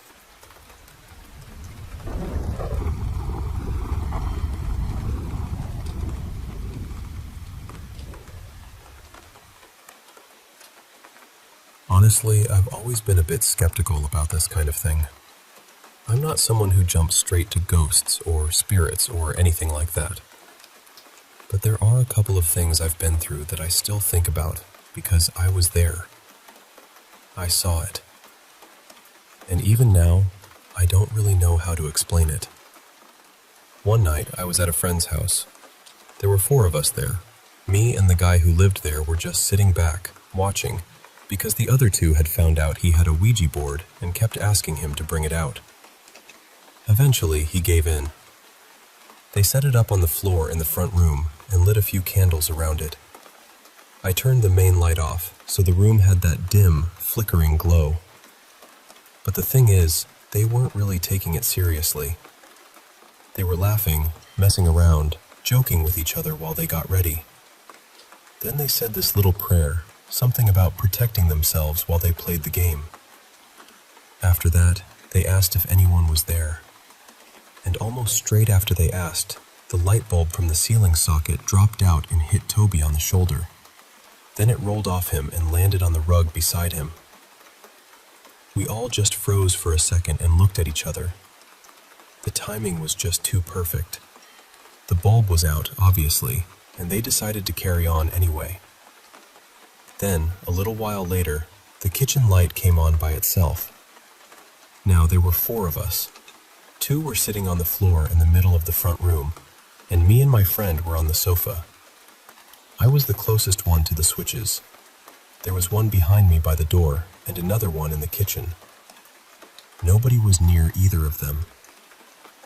I got up and turned it off. Not long after that, they stopped playing. My friend put the bulb back in, but it had blown, probably from falling and hitting the floor. So he took one from the hallway and put that in instead, and it worked fine. Later on, we were just sitting there watching TV, trying to act normal, and the light came on again by itself. He turned it off. Then, later, while the light was actually on, it went off by itself. When we tried to turn it back on, it didn't work, so we assumed the bulb had blown again. But when he tested the same bulb in the hallway, it worked perfectly. The strange thing was, that ceiling socket stopped working for 2 days after that. Then it just started working normally again, like nothing had happened. Before that Ouija board came out, there had never been any problem with it. I know people can say it was coincidence, and maybe the bulb falling out was one. That was my first thought too. But then the kitchen light, the socket, the bulb working elsewhere, all of it happening after they'd been messing with that board. I remember sitting there with goosebumps.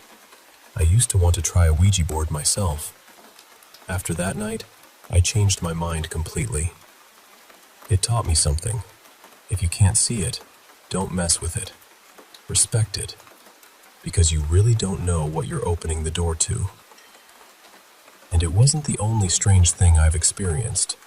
My childhood home was built in the 1870s, and there were always odd things going on there.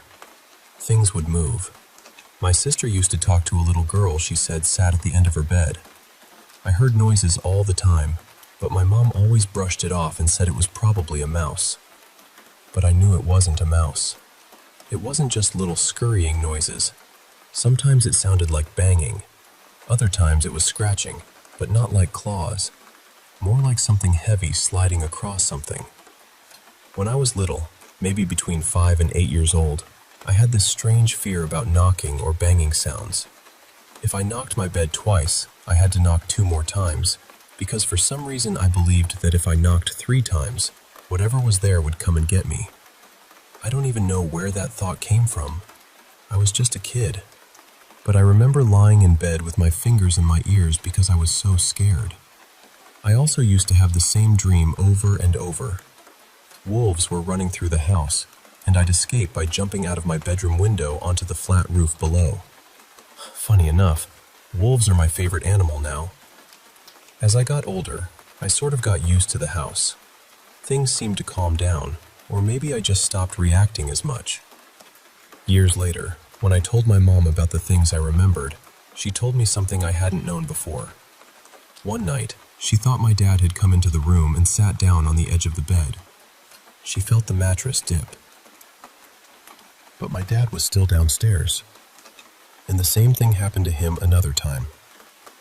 He thought my mom had sat on the bed, but she was in the bath. Then, when I was 22, my parents went away on holiday and I was home alone. I was downstairs watching TV when I heard drawers upstairs opening and closing 3 times. At first, I thought maybe my sister had come in without me hearing. I called out, but nobody answered. So I went upstairs to check. Nobody was there. I was definitely alone. I went back downstairs and called my girlfriend. I sat down and told her what had just happened. A few minutes later, there was this huge smashing sound, like someone had thrown a brick through a window. I jumped up and ran to check the kitchen, the back door, the bathroom windows, everything. Nothing was broken. Then I noticed something. Just before my parents went away, the front of the cutlery drawer had fallen off, so the cutlery tray was sitting on the kitchen counter. I thought about the sound I'd just heard, and it did sound a bit like cutlery crashing around. So I lifted the tray slightly and let it drop. It made the exact same sound. That was the most unsettled I'd felt in that house since I was a child. It didn't feel like a random noise. It felt like something was trying to get my attention. Like something was playing with me. I still don't claim to know what any of it was, but I know how it felt. And I know I never forgot it.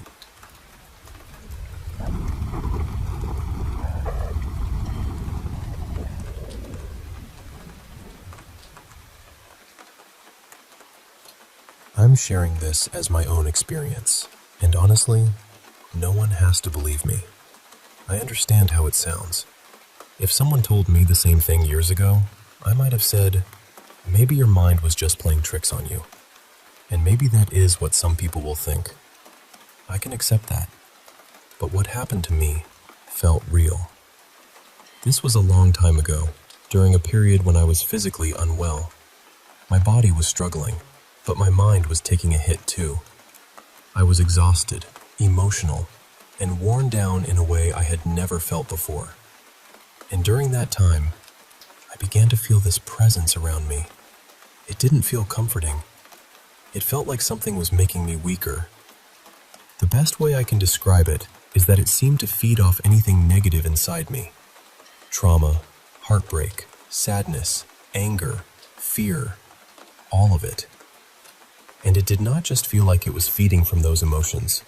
It felt like it was increasing them too, almost encouraging me to sink deeper into them. Then, something changed. I started working on my mindset.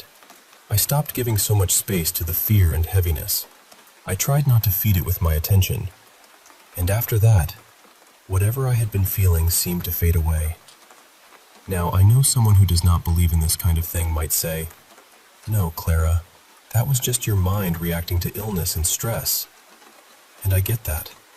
I really do. Part of me would love for it to be that simple. But the experience stayed with me because it felt so present, so outside of me, and so deeply real.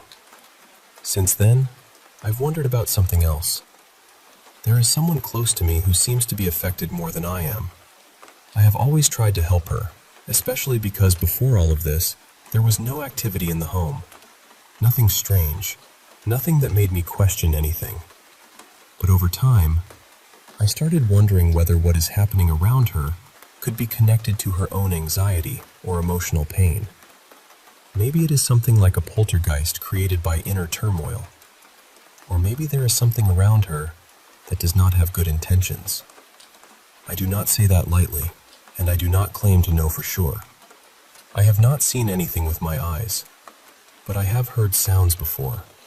Sounds that felt like they could have come from something present in the room. I have trained myself not to panic when that happens. I tell myself, it could be a normal sound. It could be my brain misreading something. People hear things sometimes. And even if part of me wonders whether it is something else, I try not to react with fear. I do not want to give it energy.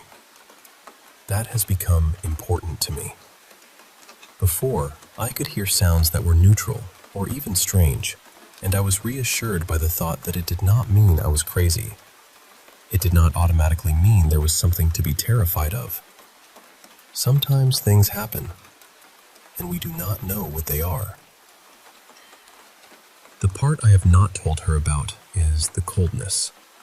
There are times when I can sense cold air near her, almost in her direction. Many times, I have thought maybe a window was open, or there was a draft, or something in the house was not working properly. I would check for a natural cause, and there would be nothing. It is not dramatic like in horror movies. The whole room does not turn icy. You cannot see your breath. It is more subtle than that. A patch of coldness near her, around her, and then it is gone. I have not noticed that around anyone else. Sometimes, when I reach out to touch her, not because I am trying to test anything, but just to be affectionate or friendly, her skin feels cold compared to mine. And yes, that could be completely natural. People have different circulation. People get cold. I know that. But when it happens, I am never as cold as she is. Still, I keep telling myself not to jump to conclusions. I have had moments earlier in life where certain areas in a home felt wrong, like they did not want us there. I cannot explain it better than that. It was not the same kind of coldness, but I remember feeling that I knew something was off. And later, because of what happened afterward, I was glad I trusted that feeling. Right now, I am trying to stay balanced. I do not want to frighten her. I do not want to say, "You are so negative," because that could come out cruel, even if I meant it with concern. People are sensitive, especially when they are already hurting. I believe we are all good at our core, but I also think we can suffer deeply when we are not in balance. And sometimes, when someone is carrying anxiety, sadness, fear, or anger for too long, it can feel like something gathers around that. Whether that something is spiritual, emotional, psychological, or something I simply do not understand, I cannot say for certain. All I know is what I felt. And what I felt was real enough that I still think about it.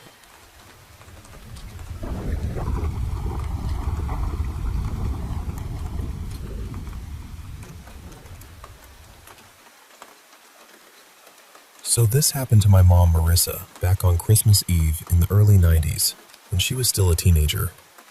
At the time, she shared a small room and even the bed with her younger sister, who was about 13. The room was always really dark at night, except for this old alarm clock in the corner. It had those glowing blue numbers, and they cast just enough light to make shapes in the room feel almost alive. She told me she woke up suddenly because she heard something gagging. At first, she thought it was the dog, but then she realized the dog wasn't even sleeping in their room that night. So she just lay there, listening. Whatever it was, it sounded wrong. Loud, wet, harsh.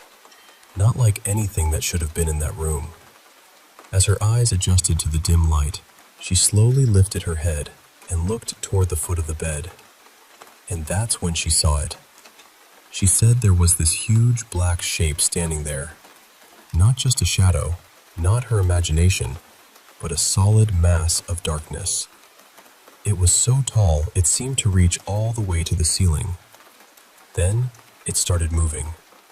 And when it moved, she said it sounded like someone dragging a metal garden rake across the carpet.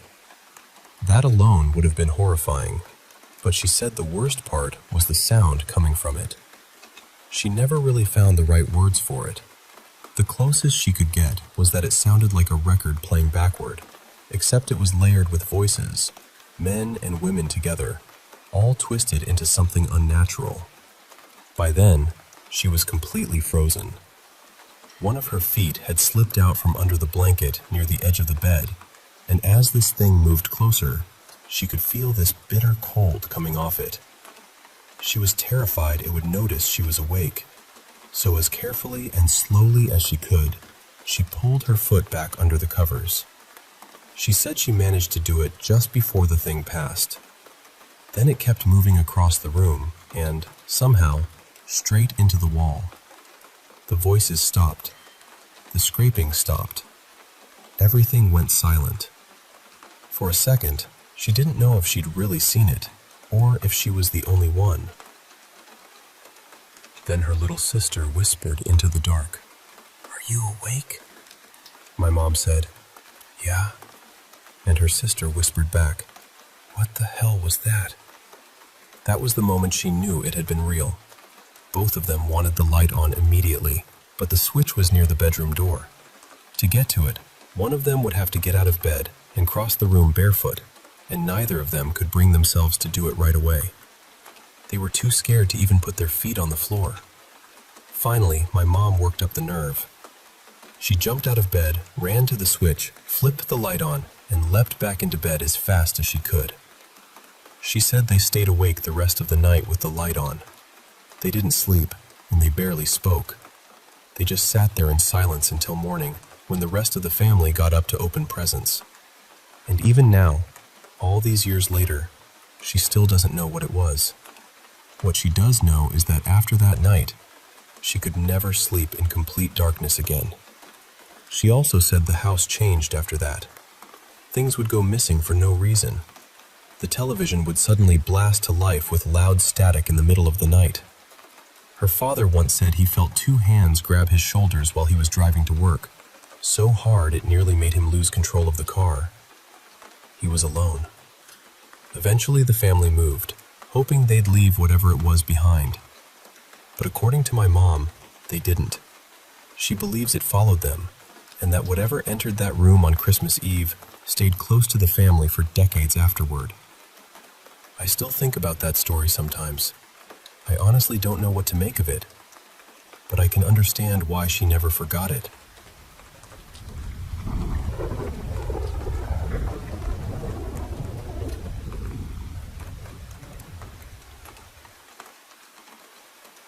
I used to work as a cook in senior living communities, and while I was there, I downloaded a couple of those ghost hunting apps, just for fun. Something silly to mess around with. There was always a lot of activity on them, which honestly felt pretty normal given where I worked. Then life got heavy. I lost my job, had court stuff hanging over me, and I completely forgot those apps were even still on my phone. One night last May, maybe 2 or 3 weeks after Mother's Day, my daughter and the kids had given me flowers and a balloon. The flowers were fading by then, but that balloon was still in the left corner of my apartment, just staying there. For nearly 2 weeks it hadn't shifted, hadn't turned, hadn't done anything. That night, my son Mason had my phone. He walked into the kitchen talking to it, and I figured he was joking around with his aunt, or maybe one of his cousins. I was cooking, not really paying close attention. Then I heard him tell the phone, plain as day, "Make the balloon turn 3 times." And that balloon slowly turned to the right. 1 turn. 2. 3. Mason was thrilled. Absolutely thrilled. I was the exact opposite. I grabbed the phone from him, and he took off running through the kitchen into the living room to tell his brother like he was delivering breaking news to the whole house. While he was doing that, the EVP feature on my phone suddenly spoke. It said, "Son." Now, if you've never used one of those apps, there are all these little features built in. The EVP part runs while the camera is up, so you can record or snap pictures while it's going. I was walking from the kitchen toward the living room when I heard the word. I looked down at my phone to check what it had said, and when I lifted my eyes, that balloon was drifting right behind my head. Right behind me. I did not enjoy that moment. Not even a little. And before I could fully process what was happening, my Govee lights shut off. I don't use the overhead lights much, so suddenly the whole place dropped into darkness. I ran into the living room, trying to remember where I'd left the remote. While I was reaching around in the dark, the EVP spoke again. It said, "Further, reach further." At that point, no, absolutely not. I went straight to the wall and flipped on the overhead light. And sure enough, when I looked back, the remote had been just a little farther than where my hand stopped. If I'd reached a bit more, I would have grabbed it. And yes, the balloon had followed me into the dark and all the way over toward the light switch. I deflated it that same night, immediately. Didn't even do the usual thing where you suck the helium out first and make the ridiculous squeaky voice. I always do that. It makes me laugh every time. But not that night. Not with that balloon. There's one more part to this that really stayed with me. Ever since I moved into that apartment, which was just a one-bedroom with my kids in the bedroom and me sleeping on the couch, that room had always felt off. Especially one spot near the window. It felt like something more than being watched. It felt like being stared at. Really stared at. I kept that feeling to myself at first because I didn't want to scare my kids or sound dramatic. But then they started refusing to sleep in their room. And these are kids who had always been pretty independent sleepers. They told me they were terrified of that same exact spot by the window. About a week later, I told my neighbors what had happened with the balloon and the app. That's when they told me the previous tenant had died in that bedroom. He had been disabled and had trouble moving around, and the place where he was found was that spot by the window. Honestly, that part broke my heart more than anything else. My neighbors said he had been a kind man, and from everything that happened, as unnerving as it was for me, I get the feeling he probably still is.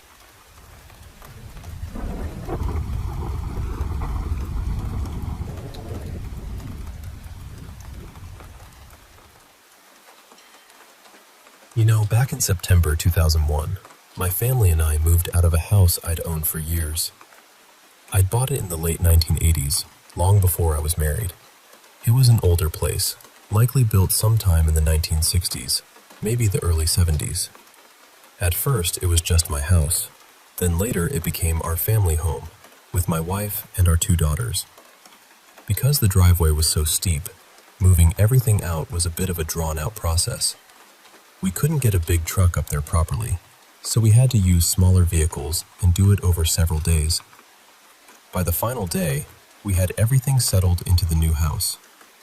I told my wife, Mara, that I'd head back one last time just to make sure we hadn't left anything behind, and then I'd drop the keys off with the real estate agent at the local shopping center. We'd already handed over one set of keys, which had been mine, so I took Mara's set with me. And that's where the first strange thing happened. When I got back to the old house, I went to unlock the front door. It had 2 locks, and neither one would open. The keys turned, but nothing actually unlocked. It was as if they fit, but somehow didn't work anymore. I rang Mara and asked if she was sure those keys were the right ones. She told me she'd locked up with them the day before, and they worked perfectly. So I called the agent and asked if I could come by and collect my set of keys, the ones we'd left earlier. I picked them up, drove back, and this time the door opened without any trouble at all. I went inside and did a proper final check, opening cupboards, looking through the rooms, making sure we hadn't missed anything. Everything seemed normal until I stepped into one of the 3 bedrooms, the one we'd used as a study and little library. There was a small whiteboard fixed to the wall that I decided to leave behind because it was attached pretty firmly. It still had a couple of phone numbers and a few notes scribbled on it. I don't remember exactly what was written there now. I reached up, dampened my fingertip, and started to rub the writing away. The moment I did, my entire body turned ice cold. I don't mean a chill or a shiver. I mean a cold so deep and sudden that I'd never felt anything like it before, and honestly, I haven't felt anything like it since. At exactly the same time, I heard the sound of a woman crying, maybe moaning. What made it even worse was that it didn't seem to come from one part of the room. It felt like it was everywhere, all around me. I completely panicked. I bolted out of the room, rushed out of the house, got in the car, and drove straight back to our new place. When I walked through the door, Mara looked at me and immediately asked if I was all right. She said I was white as a sheet. I told her what had happened, though even as I said it, it sounded unreal. But I know what I felt, and I know what I heard. I still think about it, even now. For years afterward, maybe 10 or 12 years, I had the same dream over and over again, every few weeks. In it, someone had been killed and buried beneath that house. The dream never really changed. It always played out the same way, and it always woke me in a sweat. So that's my story. I've never been able to explain it. And just for context, I'm a semi-retired IT consultant in my 60s. I'm not someone who scares easily, and I like to think I'm practical, thoughtful, and fairly open-minded. But whatever happened in that house that day has stayed with me ever since.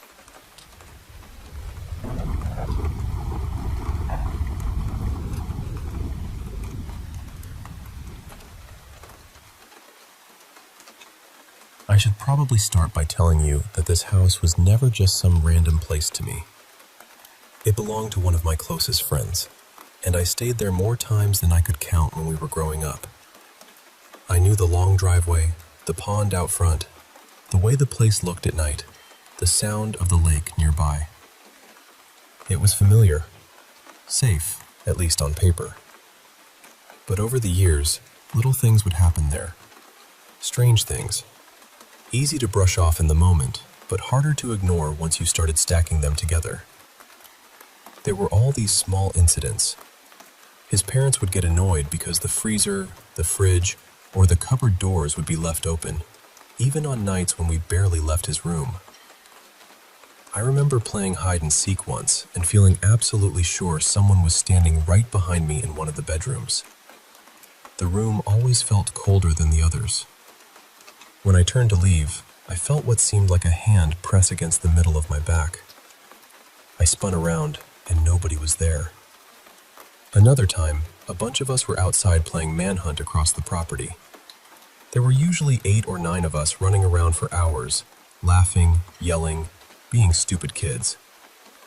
But twice, on 2 completely different nights with 2 completely different friends, someone suddenly wanted to end the game and call home early. Both of them looked pale and rattled, like they had seen something they couldn't explain. Then there was the night after our grade 8 graduation, when 4 of us were sleeping over.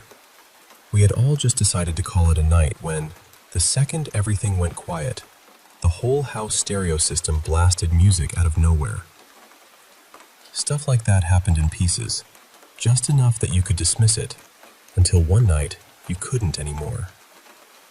My friend, who I'll call Corey, hated talking about it. If I ever mentioned something weird while we were actually in the house, he would shut it down immediately. Not jokingly either. He meant it. At the time, I thought he was just superstitious. Looking back, I think he knew more than he wanted to admit. So here's the night that changed everything for me. Corey's house was huge. Not just big for a family house huge. I mean a full-on mansion. 5 bedrooms, a live-in maid suite, a driveway that felt like it went on forever, and the whole place sitting near Lake Ontario. One night, his parents were away at a wedding, and it was just me, Corey, and his dog, who I'll call Mac. Mac was the best dog I've ever known. Calm, unbelievably smart, perfectly trained. I never remember hearing that dog bark, not once.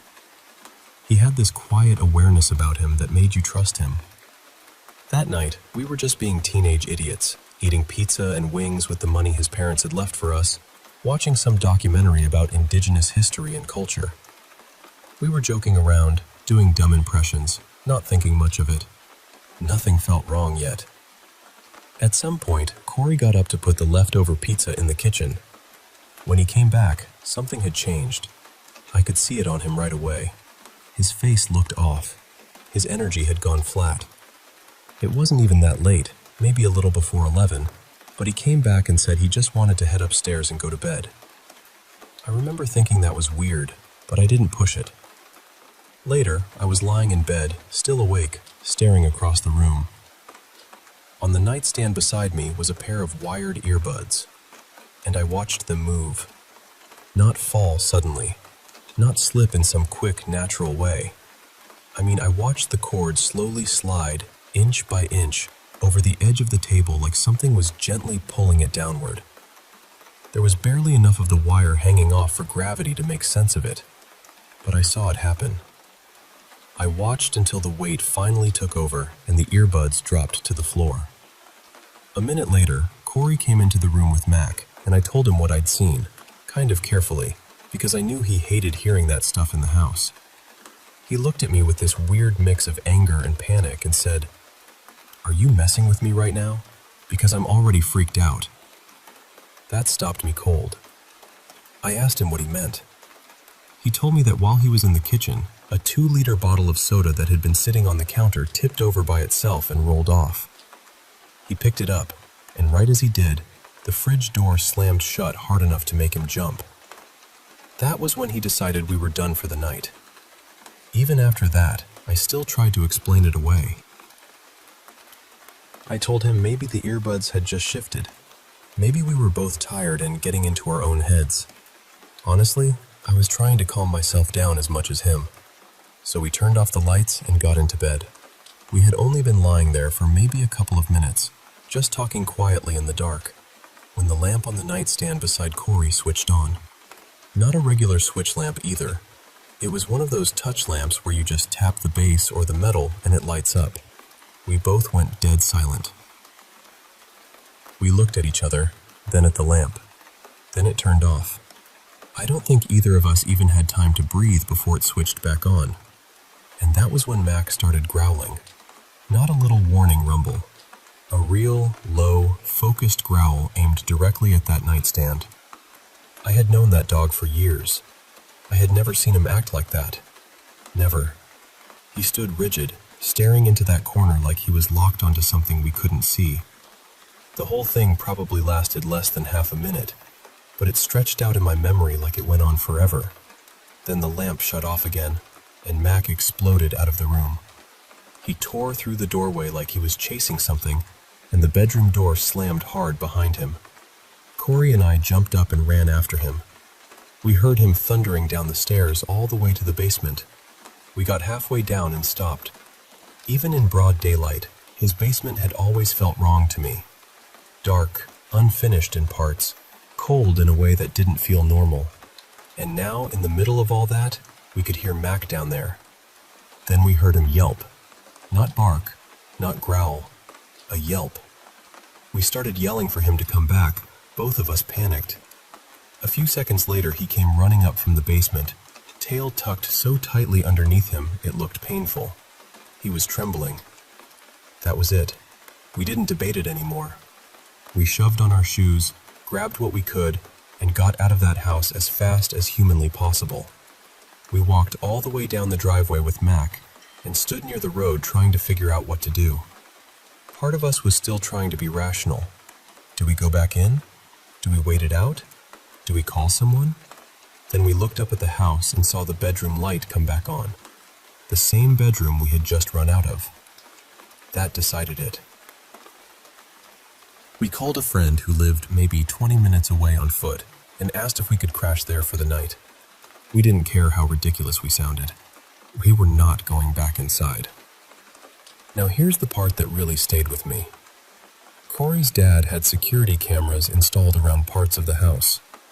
I never knew exactly why, but later on Corey told me they had caught things on video.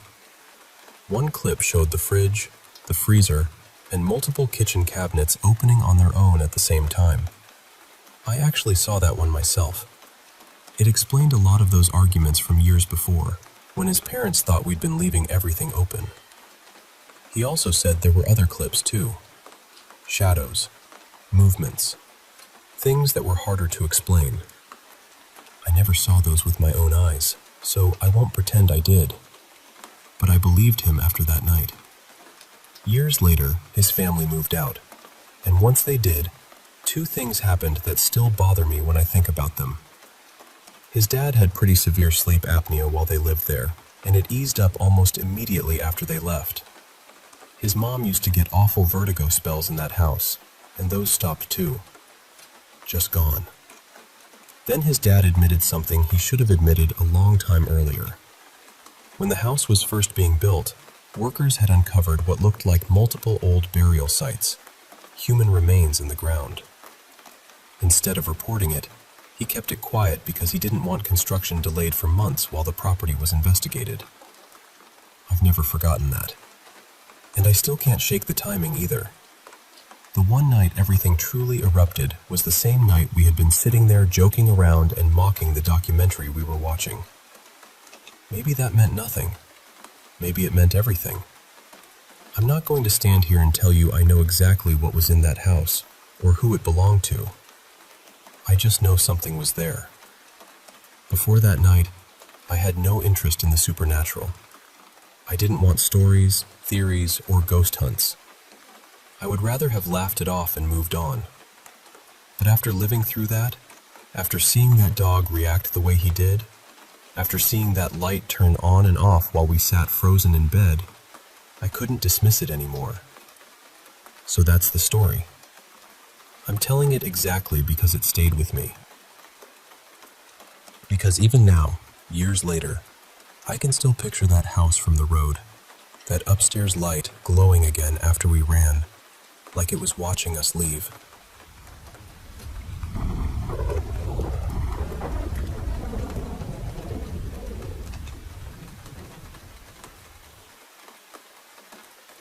I need to tell you about this dream because it did not feel like a dream at all. It felt like I had slipped into some ancient world, something half myth and half memory, as if I had wandered into a story older than history itself. I was not exactly me there. I was a shape-shifting fox named Radhika, and even though part of me felt young and confused, another part felt impossibly old, like I had already lived through ages I could not count. And then there was him. He called himself Ritvij. That name caught me off guard because it belonged to someone familiar from my real life, my cousin. But this being looked nothing like him. That was what made it so unsettling. It felt as though he had borrowed a name I trusted just to come closer, just to make me let my guard down. From the beginning, something about him felt wrong beneath all the beauty. The first time we stood near each other, he made this strange comment about our size difference. I was so much smaller than him. He looked at me almost amused and said something like, "You're still young." And I remember pushing back, telling him, "No, I'm not. I'm grown. This is who I am." But he only smiled and told me I would become much more, that I would grow. It was such an odd thing to hear, and somehow it made me feel small in a way that had nothing to do with height. Then he told me I had kissed him once while I was drunk. I could not clearly remember it, and that made the whole thing worse. It left me with that awful feeling of having lost control of my own story for a moment. He said that the very first time he saw me, he knew I longed for him, and I cannot explain it properly, but that line stayed with me because it felt invasive, like he was naming a hunger inside me before I had ever spoken it aloud. All around us, people were laughing, not kindly, not gently. They laughed like I was the only one who did not understand the rules of whatever world I had fallen into. I felt exposed, confused, almost ashamed, as if something deeply personal was happening in front of an audience, and everyone understood it except me. And time there was not normal. It stretched in impossible ways. It felt as though I lived through lifetime after lifetime, and even though most of those years are blurred now, I remember the feeling of them. Longing, solitude, waiting. In every version of that existence, I seemed to go on without ever truly belonging to anyone, without a lasting mate, without ever fully remembering him. Not for centuries. Not for what felt like 300 years or more. Then one day, after all that time, he came back. At first he appeared as a black cat, silent and watchful, like he was testing whether I would recognize him. Then right there in front of me, he changed. The cat gave way to a crow, dark and gleaming, and then from the crow he became himself. I still cannot shake that image. He looked almost unreal, too striking to belong to any ordinary world. Taller than any man should be, wrapped in flowing black robes, with hair as dark as midnight falling down his back. His eyes were black too, and his skin was pale in that moonlit, otherworldly way that made him look less human and more like something ancient pretending to be human. And yet I knew it was him. That was the strangest part. Everything about him had changed, and still I knew. I remember what I looked like too, with an odd clarity. Pale skin, wide eyes, lashes too long to seem real, lips soft and full, almost like I had been shaped into something delicate and unreal myself. There was something doll-like about me, something celestial, and in that dream, I was aware of it. I was aware of how he looked at me. I was aware of how deeply I wanted his touch. That is the part I still do not fully know how to say out loud. Because even with all the fear, all the manipulation, all the signs that something was off, I felt drawn to him with an intensity I have never known in waking life. When he touched me, especially when he held my face in his hands, it felt impossibly right, as though my whole being leaned toward him before I had time to think. I did not feel the usual discomfort I would feel in real life.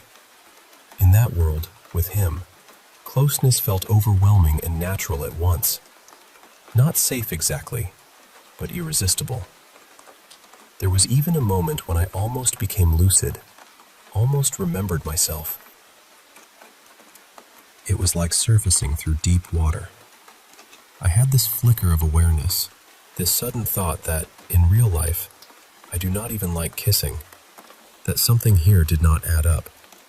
But then he looked straight at me with this dark, knowing intensity, as if he could see that I was beginning to wake. And in that moment, it felt like he would not let me go, like he was silently telling me, "Stay." The dream pulled me back under. Later, he lifted me into his arms as if I weighed nothing. It felt effortless for him, and strangely grounding for me, as though being held by him erased the distance between fear and desire. Everything in that moment felt too vivid, too emotionally detailed, too layered to dismiss as just a random dream. His eyes held something unreadable, something powerful and ancient, and almost possessive, and that made it even harder to look away. What unsettles me most is that even through all the confusion, I still wanted him there. I still recognized him. I still felt that pull. And when I finally woke up, I did not wake cleanly. I had slept for nearly 20 hours, and even then it felt unwilling, like I had been torn out of another life before I was ready. I had an exam the next day, real life waiting for me, but part of me wanted to sink back into sleep and return to that strange place. I even woke a few times during it, but every time the dream kept going, like it had its own current, and I was being carried by it whether I chose it or not. That is what stays with me now. Not just the beauty of it, and not just the fear. It is the fact that both existed together. The manipulation, the longing, the recognition, the unease. Something in me knew all along that not everything was right, and still I could not stop wanting him in that moment. That is the part I cannot forget.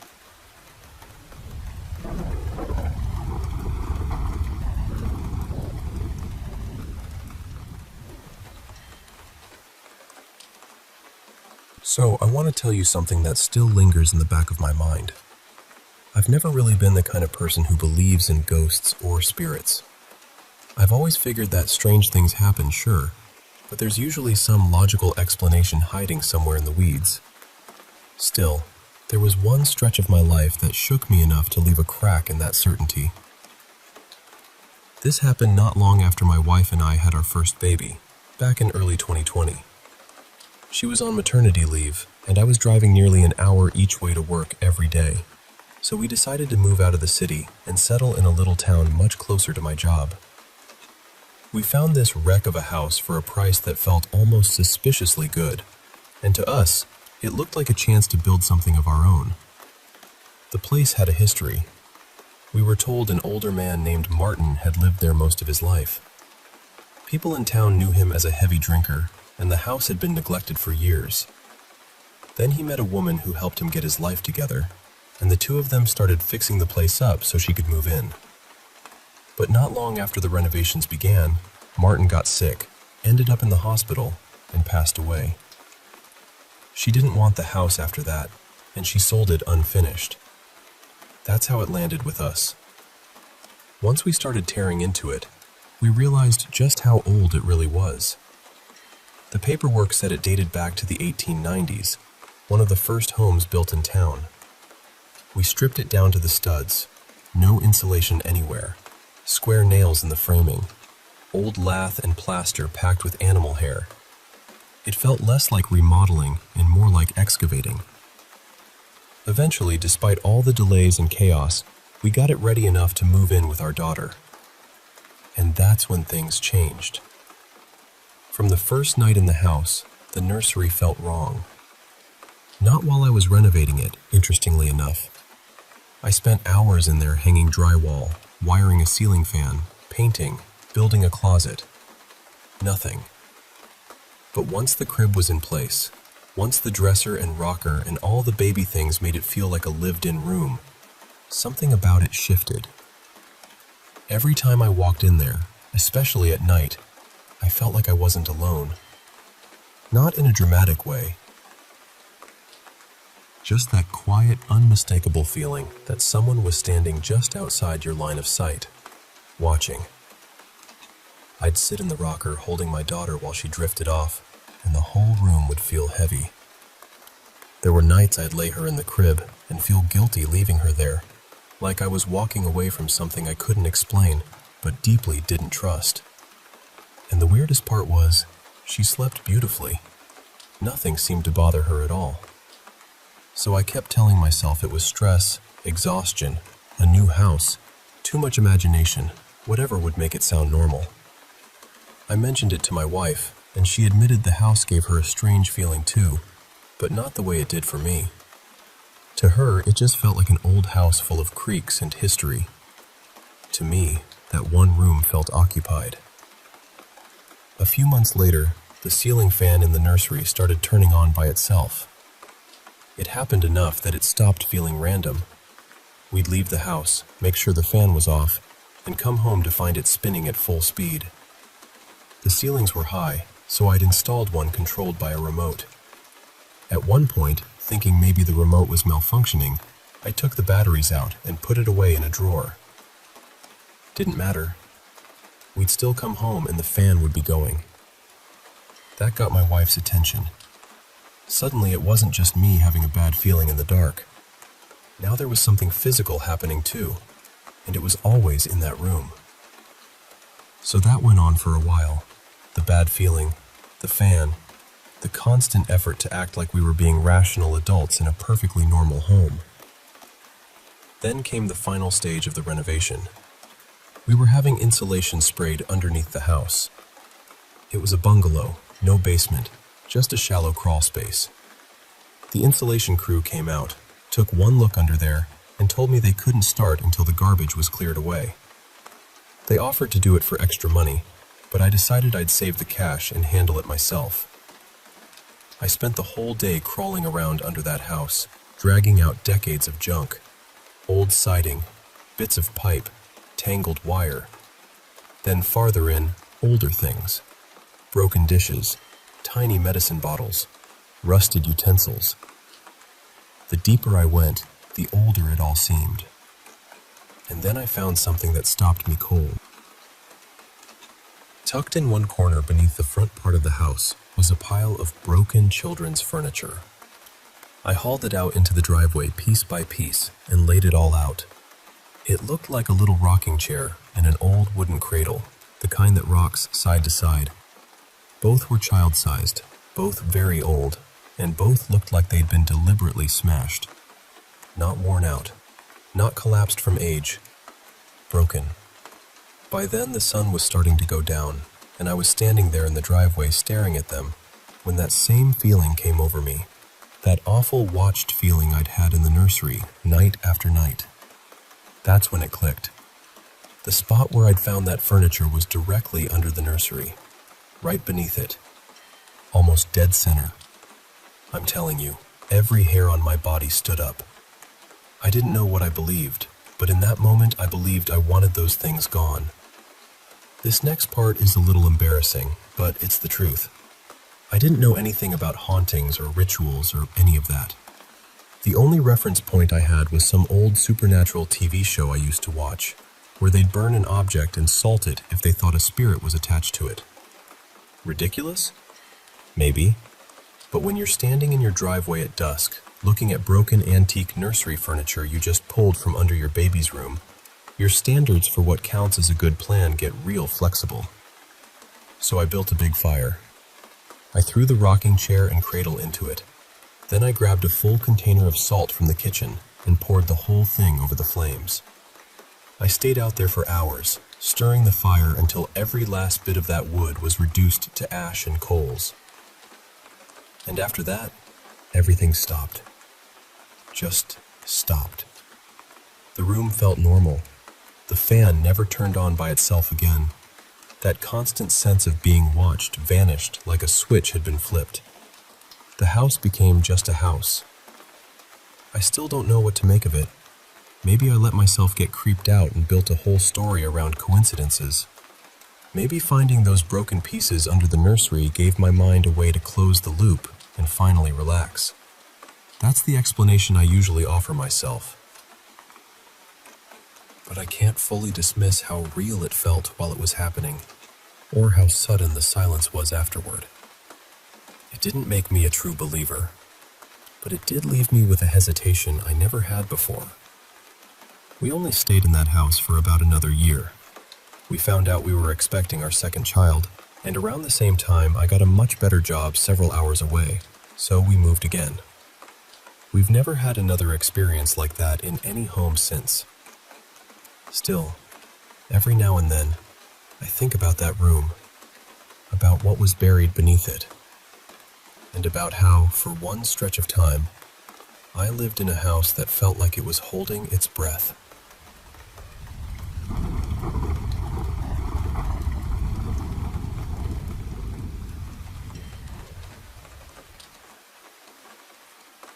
I wanted to tell you about something strange that's stayed with me for years, because every now and then it comes back so clearly that it rattles me a little. I keep having this dream about an apartment, or maybe more like a house split up like an apartment, and even though I know for a fact I never lived there, it feels deeply familiar. Not dream familiar either. I mean the kind of familiar that settles into your memory like it belongs there. Sometimes, when I'm mentally listing all the places I've lived, my mind still tries to include it before I catch myself. That's how real it feels. In the dream, I'm in my early 20s, maybe 23 or 24, and I live there with one steady roommate and a couple of others who drift in and out over time. The steady roommate feels important somehow. I can still picture his face, even now, but I couldn't tell you his name or how I knew him. One of the temporary roommates leaves after some falling out with him, and there's another one I never trust from the start. Nothing dramatic at first, just that quiet feeling that says, don't turn your back on this person. My room is always the front bedroom. It's big, bigger than you'd expect, and for some reason, no one else wants it. I always do. I feel attached to it right away, almost protective of it. I remember having people over sometimes, friends stopping by, but nobody ever seems comfortable there. They never stay long. The atmosphere makes them restless. I even remember arguing once with a friend, trying to convince him to move in, and he absolutely refused. At the time, I took it personally. Looking back, even in the dream, I think he was reacting to something I didn't want to admit. From the outside, the place looks completely ordinary. That's part of what makes it unsettling. It's a modest, red brick house with a dark shingled roof and this very noticeable white downspout along one side. No porch. Just a front door and a side door. There's a driveway, a detached garage we're never allowed to use, neatly trimmed shrubs, a flower bed, a tidy lawn. It sits in a neighborhood in a city where I really did live for a few years, which only makes everything blur together even more. When I wake up, I can remember touring the place, signing paperwork, carrying boxes in, carrying boxes out. I remember it the way I remember actual events. Except none of it happened. Inside, the layout never changes. There's this long central hallway connecting everything, bare and undecorated, almost echoing with emptiness. The whole place has that hollow, in-between feeling, like it exists slightly outside ordinary life. And the rooms are huge. That's one of the strangest parts. From the street, the house looks small, but inside it stretches impossibly far, like it goes back 2 or 3 lots and sideways farther than it should. Nobody in the dream finds that unusual. We talk about the neighbors as though we're attached to another unit, maybe a duplex, but it clearly isn't one. And we never see those neighbors. Never hear them either. The house itself is worn down in a way that becomes normal. The paint is chipped, the sinks are cracked, the linoleum is stained, the carpet looks tired and yellowed with age. The fridge smells sour no matter how often we scrub it. The hallway always has this damp, stale odor to it. The stovetop is crusted over with old, burnt food. There's even a fine layer of dust on the walls, if that makes sense. And somehow none of us ever think to hang anything up. No posters, no photos, nothing to make the place feel like home. And the odd part is, none of us seem especially bothered. We keep saying the rent is cheap enough that it's worth it, especially once it's split 3 or 4 ways. Every so often someone says, "We should really call the landlord about this." But no one ever does. I don't even remember seeing the landlord. I don't remember paying rent either, or knowing how much it was supposed to be. It's like all the practical parts of living there are missing.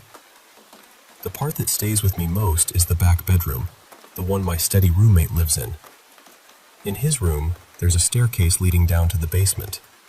Not behind a door, just open, with a dusty curtain hanging at the bottom. The curtain is always closed. We've all somehow been told the basement isn't ours to use, that we're not supposed to go down there. Nobody questions it. Nobody jokes about it. Nobody pushes. But every time I even look toward those stairs, I feel uneasy. Deeply uneasy. I avoid that room whenever I can. I avoid the back part of the house altogether.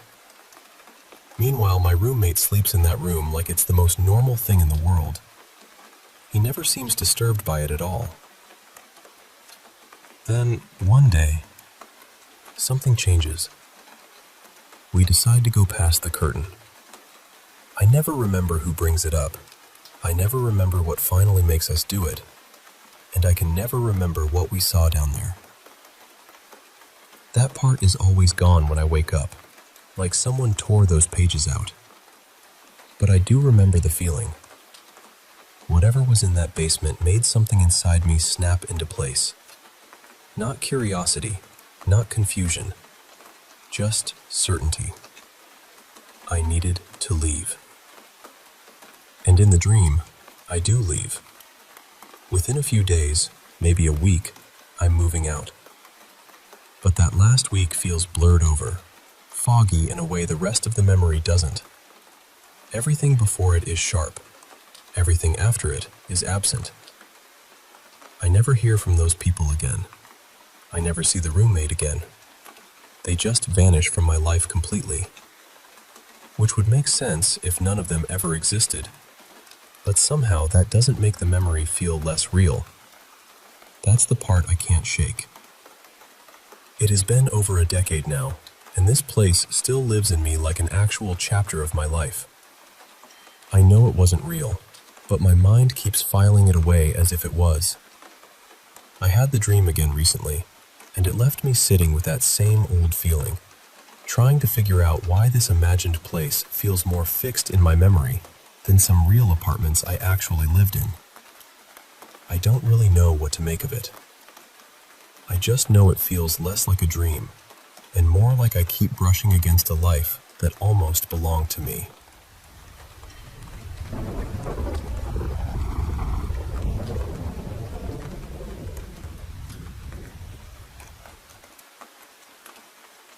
So, this happened a few months ago, and even now I still catch myself thinking about it. My husband and I finally moved out of this house that, honestly, felt deeply wrong. We're safe now, and I'm not scared the way I was back then, but I still can't fully explain what was happening there, and that's what sticks with me. The house was in this old mining town where a lot of the downtown area was built over abandoned mine tunnels. People around here still talk about construction crews finding hidden caverns underground that were never on any map. So even before anything strange started happening, the place already had this unsettling history. It was over 100 years old, right in the middle of town, and it carried that kind of heavy, worn-out feeling some old houses have. We rented the basement suite in early 2019. I knew the landlord through work, and at first everything seemed mostly fine. Nothing dramatic, just a weird atmosphere I couldn't quite put into words. Then, in 2020, things started to shift. There was a shared laundry area in this unfinished section of the basement. At first, we didn't have access to it, but once the pandemic started, the landlord told us to use the washer and dryer there instead of going to a laundromat. On paper, it was a nice gesture. In reality, that room made my skin crawl. The second I started doing laundry down there, I felt watched. That's the only way I know how to describe it. The floor was bare concrete, and near the middle there was this raised, square section, maybe 2 feet by 2 feet, with a circular patch in the center made from a different shade of concrete. And sitting on top of it was this bundle of sticks tied together into a pentagram. Now, my landlord was a very spiritual person, so I knew it probably had some protective meaning for her. I tried to respect that. I really did. I told myself it was basically spiritual home security and left it at that. But after I noticed it, I couldn't ignore how oppressive that room felt. Not long after that, little things started happening. A cupboard door would swing open by itself. A trash can would tip over for no reason. We had this framed picture that kept falling, over and over, even though it was nailed into the wall properly. One night we had a friend over. I'll call him Noah. We were all sitting on the floor playing cards when he suddenly went pale. Right after that, the picture crashed down again. I barely reacted because by then it had become weirdly normal. But Noah swore he had seen it lift upward before it fell. I laughed it off in the moment, but it definitely got under my skin. For a while, it stayed at that level. Creepy, but manageable. Then, in 2021, the basement flooded. Not our actual suite, thankfully, just the laundry area. The landlord had her partner come by to fix a pipe, and to get to it, he had to open up this hidden area under the house. We hadn't even known it was there. There was a boarded-up door in the unfinished part of the basement, and behind it was a staircase that went way down and way back under the house. I never actually went down those stairs, but I stood at the top once, and I couldn't see where that space ended. It felt less like a basement and more like the beginning of a tunnel. After that door got opened, everything escalated. The noises got louder. Things started moving more often. The whole house felt tense, like we were intruding on something that did not want us there. Most of it seemed to center around my husband, especially when I wasn't home. He started having night terrors again, which he hadn't dealt with in years. Then one day he was standing across the living room from me, pulling his shirt over his head, and suddenly he jerked and laughed like I was messing with him. He said something like, "Okay, very funny, stop." I had no idea what he meant. He told me he thought I had just grabbed at his stomach, but I hadn't gone near him, and when he took his shirt off completely, there were fresh red scratches on his side. I know how that sounds. I know, but I saw them. Another time I went out of town overnight for work, and because he hates sleeping alone, he stayed up late redoing our fish tank to keep himself busy. When I got back, he told me my earrings had been falling off their rack all night. I had a lot of jewelry on that thing, dozens of pairs, and he said it kept happening one at a time until finally everything came crashing down at once, while the rack itself stayed hanging on the wall. Then he heard the shower turn on. He was too scared to check right away, so he just stood there listening until it shut off. When he finally looked, the shower was wet. That was one of the moments that really got to him. There was also this day when I was in the laundry room and came back into the living room to find him looking absolutely horrified. He told me I had just walked in from the basement a minute earlier, sat down on the couch, and ignored him when he tried to talk to me. But I hadn't. I had literally just walked in. And then something similar happened again not long after. I was cleaning in the kitchen for over half an hour, watching a whole episode of a show on my phone while I worked. When I came into the living room, he said my name, sharply, like he was frustrated. He insisted I had been standing there the whole time ignoring him. I got defensive because I knew I hadn't been there. Then I showed him the show I'd been watching, and we both just kind of froze. Because at the same time, we remembered the earlier incident, the one where he thought he'd seen me come in and sit down. After that, we made this unspoken agreement not to talk about any of it while we were inside the house. And looking back, I really think whatever was in that place fed on tension. During that stretch, my husband and I fought more than usual. At first, I blamed stress. I was in school. He was burned out at work. Life was a mess. But our landlord started changing too. She became colder, harsher, more obsessed with money. And our mutual friends noticed it as well. Around the same time, she and her boyfriend started fighting constantly upstairs until they eventually split up. It felt like the whole house was souring people. At one point, my husband asked a coworker for advice. His family had spiritual traditions, and he took our story seriously. He gave us a few suggestions, mentioned some crystals, and warned us not to engage directly with whatever was there. But the one thing he said very clearly was this: if the pentagram ever broke, we needed to leave. That same day, before my husband had even told me any of that, I went into the laundry room and noticed the pentagram was gone from its usual place. I assumed one of the landlord's cats had knocked it down, but when I found it under the stairs, it wasn't just knocked loose. It had completely come apart. Every tie had unraveled. The sticks were all scattered in a pile. I texted the landlord to let her know and left it there. When my husband got home and told me what his coworker had said, I just stared at him and then showed him what I'd found. After that, things got worse, but not always inside the house. It felt like the chaos spilled into our lives. I hit one of the worst depressive episodes I'd had in years. My husband quit his job because the environment had become unbearable, and then an older coworker became fixated on him and eventually tried to break into our house. That was it for us. At that point, whatever was going on spiritually almost stopped mattering, because now our safety was at risk in a very real, physical way. The strangest part was that once we decided to move, the focus seemed to shift. My husband's night terrors stopped almost completely, and mine started. Full body, screaming, kicking, terrified sleep. The atmosphere got so heavy that he barely wanted me in the house alone anymore. Once we got the keys to the new place, he handled most of the move himself because he didn't want me spending more time back there than I had to. And the difference after we left was immediate. I didn't realize how oppressive that house had been until we were out of it. The air in the new place felt lighter. cleaner, like my body could finally unclench. Later on, we talked to a few people who had visited us there, and every single one of them said some version of the same thing. That house felt off. So that's the story. Maybe there's a logical explanation for all of it. Maybe the old tunnels, the hidden space under the house, the tension, the fear, all of it just combined into something that got into our heads. I'm open to that, truly. But there are still moments I can't explain away.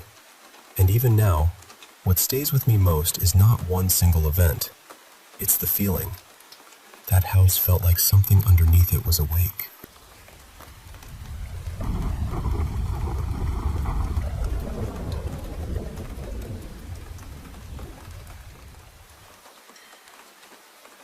I want to tell you about something that still sits strangely with me, even now. I can't honestly say, yes, without question, that was paranormal, but I also can't explain it away, and that's what makes it linger. A few years back, I was heading home with 4 friends, and we decided to cut through a small cemetery. It was around 11 at night, maybe a little after, but not especially late. The place itself wasn't creepy in the way people imagine cemeteries to be. It was tiny, wrapped around an old church on a hill overlooking the town. The gravestones were all weathered and old, and no one had been buried there in a very long time. There were houses nearby, a few small flats, and even a care home just down the road.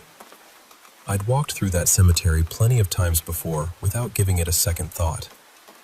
So we were making our way around the circular path, and out of nowhere, I caught this bright blue flash in the corner of my eye. It shot from my left side across my vision and disappeared off to the right. It happened so fast that I turned my head instinctively, but there was nothing there. I remember thinking, well, that was odd. But I kept quiet at first because I assumed it was just my eyes playing tricks on me. Then, it happened again. This time it moved the other way, from right to left, just as quick and just as vivid. And when I say vivid, I mean it was impossible to ignore. It wasn't a faint flicker. It was this intense electric blue, almost like the flash of emergency lights in the distance. Small, yes, almost wispy, but incredibly bright. After that, it kept happening. Back and forth. Left to right to left. Always just ahead of me, always darting across the center of my vision, and then gone the second I tried to look directly at it. It was so consistent that I started wondering if one of my friends had a laser pointer and was messing with me. But none of them could see anything at all. Not one of them. And honestly, they weren't the kind of people to pull that sort of prank anyway. The longer it went on, the more unsettled I became. Not frightened exactly, not in a haunted, goosebumps kind of way. It didn't feel sinister. It felt confusing. Deeply, intensely confusing. But then my brain did what brains do when they can't make sense of something, and it jumped to the worst possible conclusion. I became convinced something might be wrong with my eye. I actually started thinking, what if this is a retinal tear or some kind of medical emergency? Looking back, maybe that sounds dramatic, but in that moment, it felt like the only explanation I had left. Eventually, I worked myself into a panic attack. My friends could see I was spiraling, and they got worried too, so we agreed we should leave and go get checked out. And here's the part I still can't explain. The second I stepped off the final stone steps and out of the cemetery, it stopped. Completely. No more blue flashes, no lingering streaks, no odd spots in my vision. Nothing. It was just over, as suddenly as it had started. What makes it even stranger is that it seemed to follow the path perfectly, almost as if it were staying just ahead of me the whole time. The path circles the church in a neat loop, with 2 entrances on opposite sides. We had come up one set of steps and were heading around toward the other side, and that blue light stayed with me the entire way, flickering from side to side like it was leading me forward. I've heard plenty of stories about shadows, figures, voices, cold spots, all of that. But blue light? I've never really heard anyone talk about that as a paranormal thing. So I'm left with the same questions I had that night. Was it something explainable that I still haven't managed to identify? Was I somehow hallucinating for no reason I understand? Or did something genuinely happen there, and for whatever reason, I was the only one who saw it? That's the part I can't shake. Not because I'm desperate to believe it was supernatural, but because I'm usually the one trying to rule things out. I'm naturally skeptical. I look for the ordinary answer first. But this one has never settled neatly into any box for me, and I still think about it more often than I'd like to admit.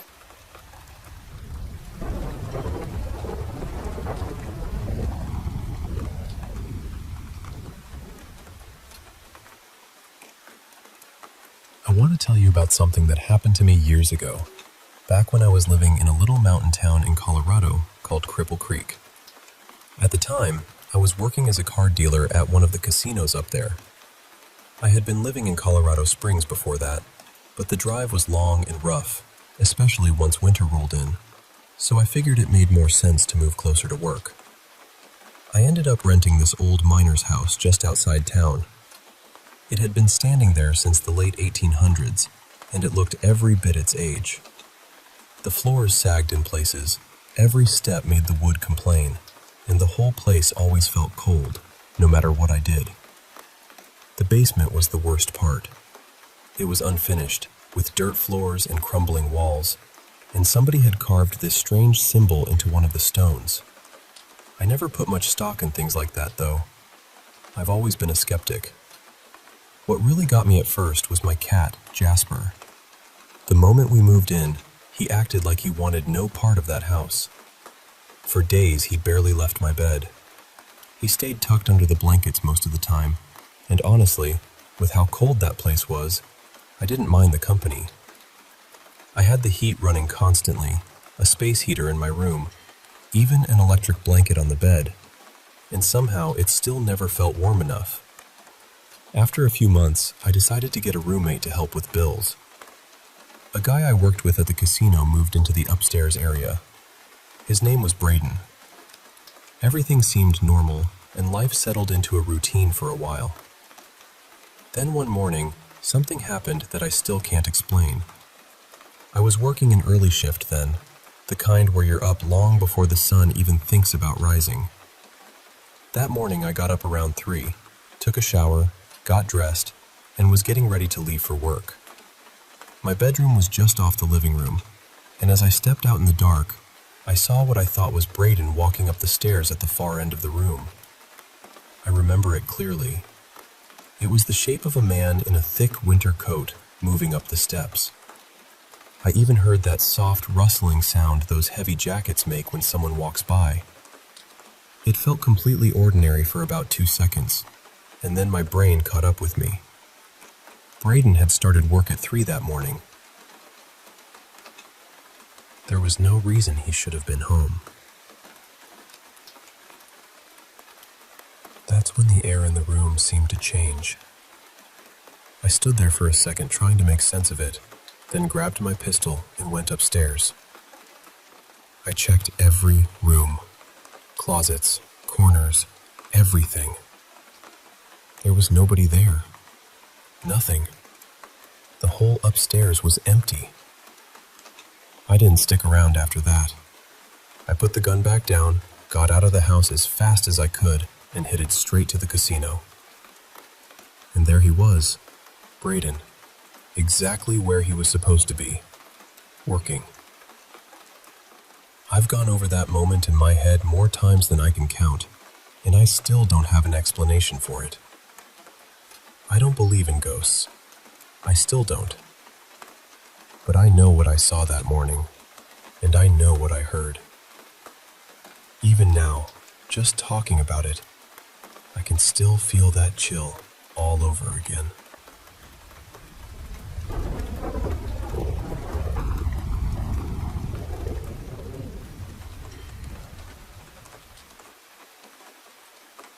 I need to tell you about a night that completely changed the way I see things. At the time, I did not believe in ghosts or spirits at all. Not even a little. I was the kind of person who would laugh about paranormal stories, make jokes, and brush everything off like it was just nerves or imagination. That was me, right up until I stayed at this house with my friend. We were house sitting at her uncle's place, this beautiful home tucked into a heavily wooded area, quiet and a little isolated even though there were other homes nearby. My friend, I'll call her Finn, had told me before that her cousin always felt strange things in that house. She used to talk about weird energy, unexplained noises, and the feeling that someone was there when nobody was. I never took it seriously. I just assumed her cousin was overly anxious. Then came that night. When it was time to sleep, Finn and her boyfriend, who I'll call Silas, went to the bedroom, and I decided to sleep on the couch in the big open-plan lounge. I actually preferred it. It felt relaxed, and I was still wide awake. A little later, our friend Amelia called us on FaceTime, and we all chatted for a while. I was alone in the lounge on the call, while Finn and Silas stayed connected from the bedroom. At some point, we started joking around, and said Amelia would probably come haunt us, since her own house supposedly had strange things happen there. I laughed. I remember being completely unfazed. And then, almost instantly, the whole atmosphere changed. The room went cold.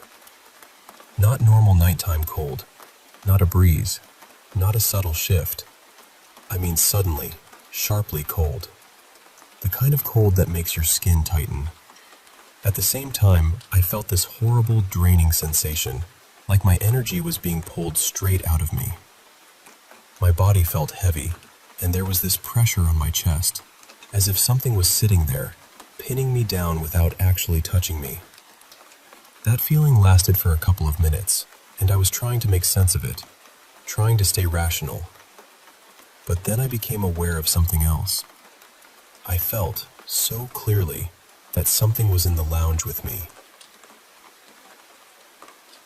It felt like it was standing in the corner near the fireplace, just watching me. I looked straight at that corner. There was nothing there. Nothing I could actually see. But the feeling did not go away. If anything, it got worse. The room felt freezing by then, and the pressure and dread just kept building. It is hard to explain unless you have felt it yourself, but it was like every part of me knew I was not alone. And what made it even stranger was that this happened in the middle of a scorching summer. I live in South Africa, and that day had been unbearably hot. There was no reason for that room to feel like ice. After about 10 minutes, I could not take it anymore. I ran down the passage to the bedroom where Finn and Silas were. I told them exactly what had happened, and I know I must have looked shaken because they immediately took me seriously. Silas and I even went outside afterward to check the garden and around the property, just in case someone had somehow gotten in or been lurking nearby. There was nothing, no sign of anyone at all. Then, about a year later, we stayed at the same house again, this time with another friend who was much more sensitive to paranormal stuff than I was. He was one of those people who picked up on things without even trying. Early that morning, around 5, he woke me up and asked me something that honestly sent a chill through me all over again. He asked, "Did you clap next to my head and say my name to wake me up?"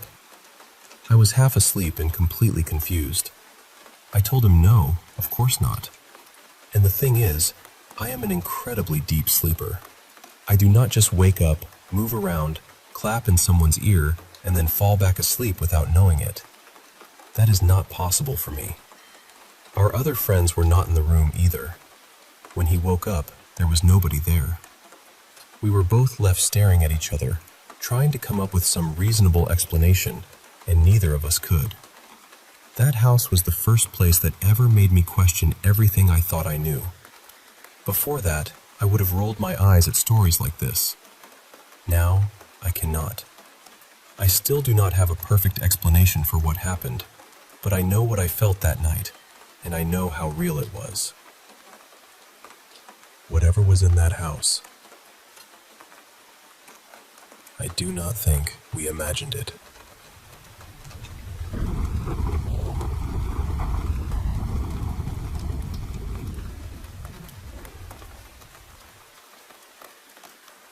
So, this happened around 5 years ago, and I still can't explain it in a way that makes complete sense. My girlfriend and I were out at this river trail near where we lived, just getting some exercise and enjoying the weather. She wanted to jog, and I decided I'd take my bike. The trail kind of splits around a main bridge in the middle, and that bridge is the big landmark. There are smaller crossings at either end, but the center one is where people usually stop, look out over the water, and hang around for a bit. We decided to go in different directions at first. My plan was to bike my side, turn around, then head toward her side so we could meet up and finish around the same time. Each half of the trail is maybe a couple miles or so it felt easy enough to time it out. Since I was on my bike, I was moving pretty fast. I got close to the far end of my side and thought about continuing toward the lake, but instead, I turned back. On my way back, I passed this older man, probably somewhere in his late 70s or early 80s. He had this really kind face, soft smile, and gave me a little wave. We did that quick trail greeting, just a simple, "Hey," as we passed. What stood out to me was that he seemed almost expectant, like he was already looking at me before I got there, waiting for that little hello. Nothing creepy, nothing strange exactly. Just memorable. Anyway, I made it back to the middle bridge and rode across it so I could stop for a second and look over the river. And this is the part that matters. When I had passed that man earlier, he was walking away from the main bridge, farther down the trail. He wasn't moving quickly either. More like someone out for a peaceful stroll, taking in the scenery. After stopping at the bridge, I headed over to the other side of the trail, the side where I was eventually going to meet my girlfriend. When I got there, I decided to take a break. I got off my bike, sat there for a bit, and started scrolling on my phone. Probably about 10 minutes went by. Then I got this weird feeling and looked up. And there he was. That same older man was walking across the bridge toward me. I just remember staring because it made no sense. The man I had seen earlier had been a good distance down the opposite side, heading away from the bridge. Even if he had turned around right after passing me, there is no way he could have covered that distance, crossed back, and made it over to my side that fast.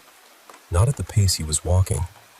And it wasn't just, maybe it looked like him.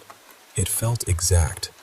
Same gray knit cap, same faded green puffer jacket, same jeans, same build, same slow, easy stride. He kept coming in my direction, and I started feeling awkward because we had already said hello once. I get socially anxious sometimes, so instead of looking at him again, I dropped my eyes back to my phone.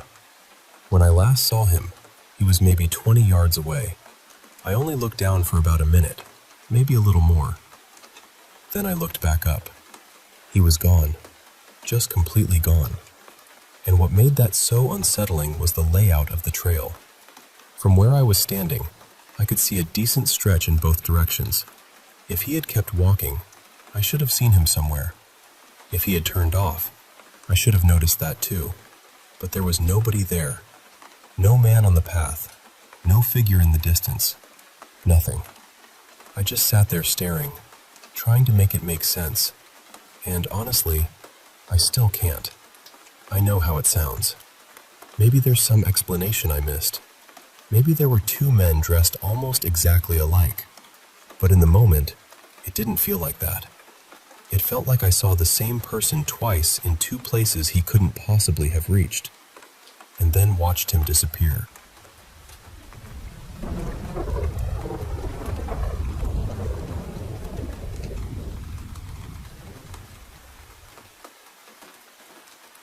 I want to tell you about a place I lived in when I was younger, because even now, at 24, I still have a hard time putting it into words without feeling like it sounds unreal.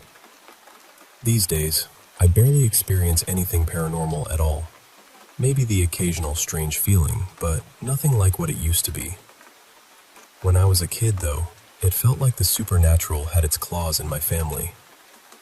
Honestly, it wasn't just me. Everyone in my immediate family seemed to go through things. It was almost like we carried something with us, like whatever darkness was already in a place would somehow grow stronger around us. Looking back, maybe that made a strange kind of sense. My childhood had a lot of pain in it, and sometimes it felt like that pain opened the door to things we couldn't explain. There was one apartment in particular, where I lived from about age 9 to 12, that I still think of as the worst place we ever stayed. I don't say that lightly. That apartment felt wrong in a way I've never felt anywhere else. It was like the air itself was angry. There was this constant heaviness, this sense of dread that never really lifted, like something in that place was always watching and always furious. And it wasn't just a feeling. All of us experienced things. We'd catch shadows moving across the walls when nothing should have been there. We saw figures out of the corners of our eyes. We'd wake up with scratches.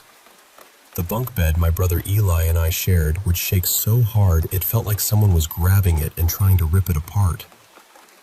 Nighttime in that apartment was its own kind of nightmare. For me, the worst part was trying to sleep. I used to dread bedtime. My older siblings handled it better than I did, at least on the surface, but even they admitted the nights were terrible. I'd lie there scared out of my mind, waiting for exhaustion to finally pull me under. And when it did, that's when it would happen. I'd slip into this state that felt like sleep paralysis, except it was more than that. I'd realize I was trapped, and the second I became aware of it, panic would hit me. I'd try to move, even just a finger, anything at all, and it felt like I was dragging myself through wet cement. Sometimes breathing felt almost impossible, like something heavy was pressing the air out of me. Then the loop would start, and it wasn't like I'd see some obvious horror movie figure standing over me. It was worse in a way, because it was this presence, this pure, hateful force. I could feel it. It felt like it despised everything in that room. It hated me. It hated all of us. There was no mistaking that. I would fight with everything I had to get out of bed. Sometimes I'd manage to throw myself over the side, just flop straight onto the floor. It didn't matter whether I was sleeping on the bottom bunk or the top one. Somehow, in that strange, half-dream state, the same thing would happen anyway. Like logic didn't apply anymore. I'd hit the floor, and for a second I'd think I'd finally broken free. Then suddenly, I'd be back in bed again, frozen. I can't really explain how terrifying that was. It took so much effort just to fall out of bed once. To have to do it over and over again felt endless. I'd land on the floor, barely able to move, every muscle locked up, and all I could do was stretch one arm toward the bedroom door beside the bed. I'd feel the carpet under my hand. I'd think, just get to the door, just get to the door. And then everything would snap back again, and I'd be right where I started. Sometimes that cycle felt like it lasted for hours. Every now and then, I'd make a little more progress. I'd drag myself across the floor inch by inch until I reached the doorknob. I remember grabbing it with one hand and trying to pull myself up while my legs just hung there useless, like they didn't belong to me. I'd try to call for help, try to mouth the word, but nothing would come out. Not even a whisper. It was like my voice had been taken too. And then morning would come. After what felt like an entire night of fighting just to move, I'd still have to get up and go to school like everything was normal. That was the part that made it feel even stranger. Life just kept going. Sometimes I'd wake up and realize I really had ended up on the floor. Sometimes I'd find faint scratches on my arms. Other times, there'd be nothing visible at all, just this bone-deep exhaustion that made it feel like I hadn't slept for a second. I still feel ridiculous talking about it. I really do. There's always that voice in the back of my mind saying, That sounds impossible. That sounds insane. But I know what I lived through. I know what that apartment felt like. And I know I wasn't the only one who experienced it. So when I tell this story, I'm not asking anyone to explain it away for me. I'm just telling you that it happened. It was real to me, and for a long time, it was just my life.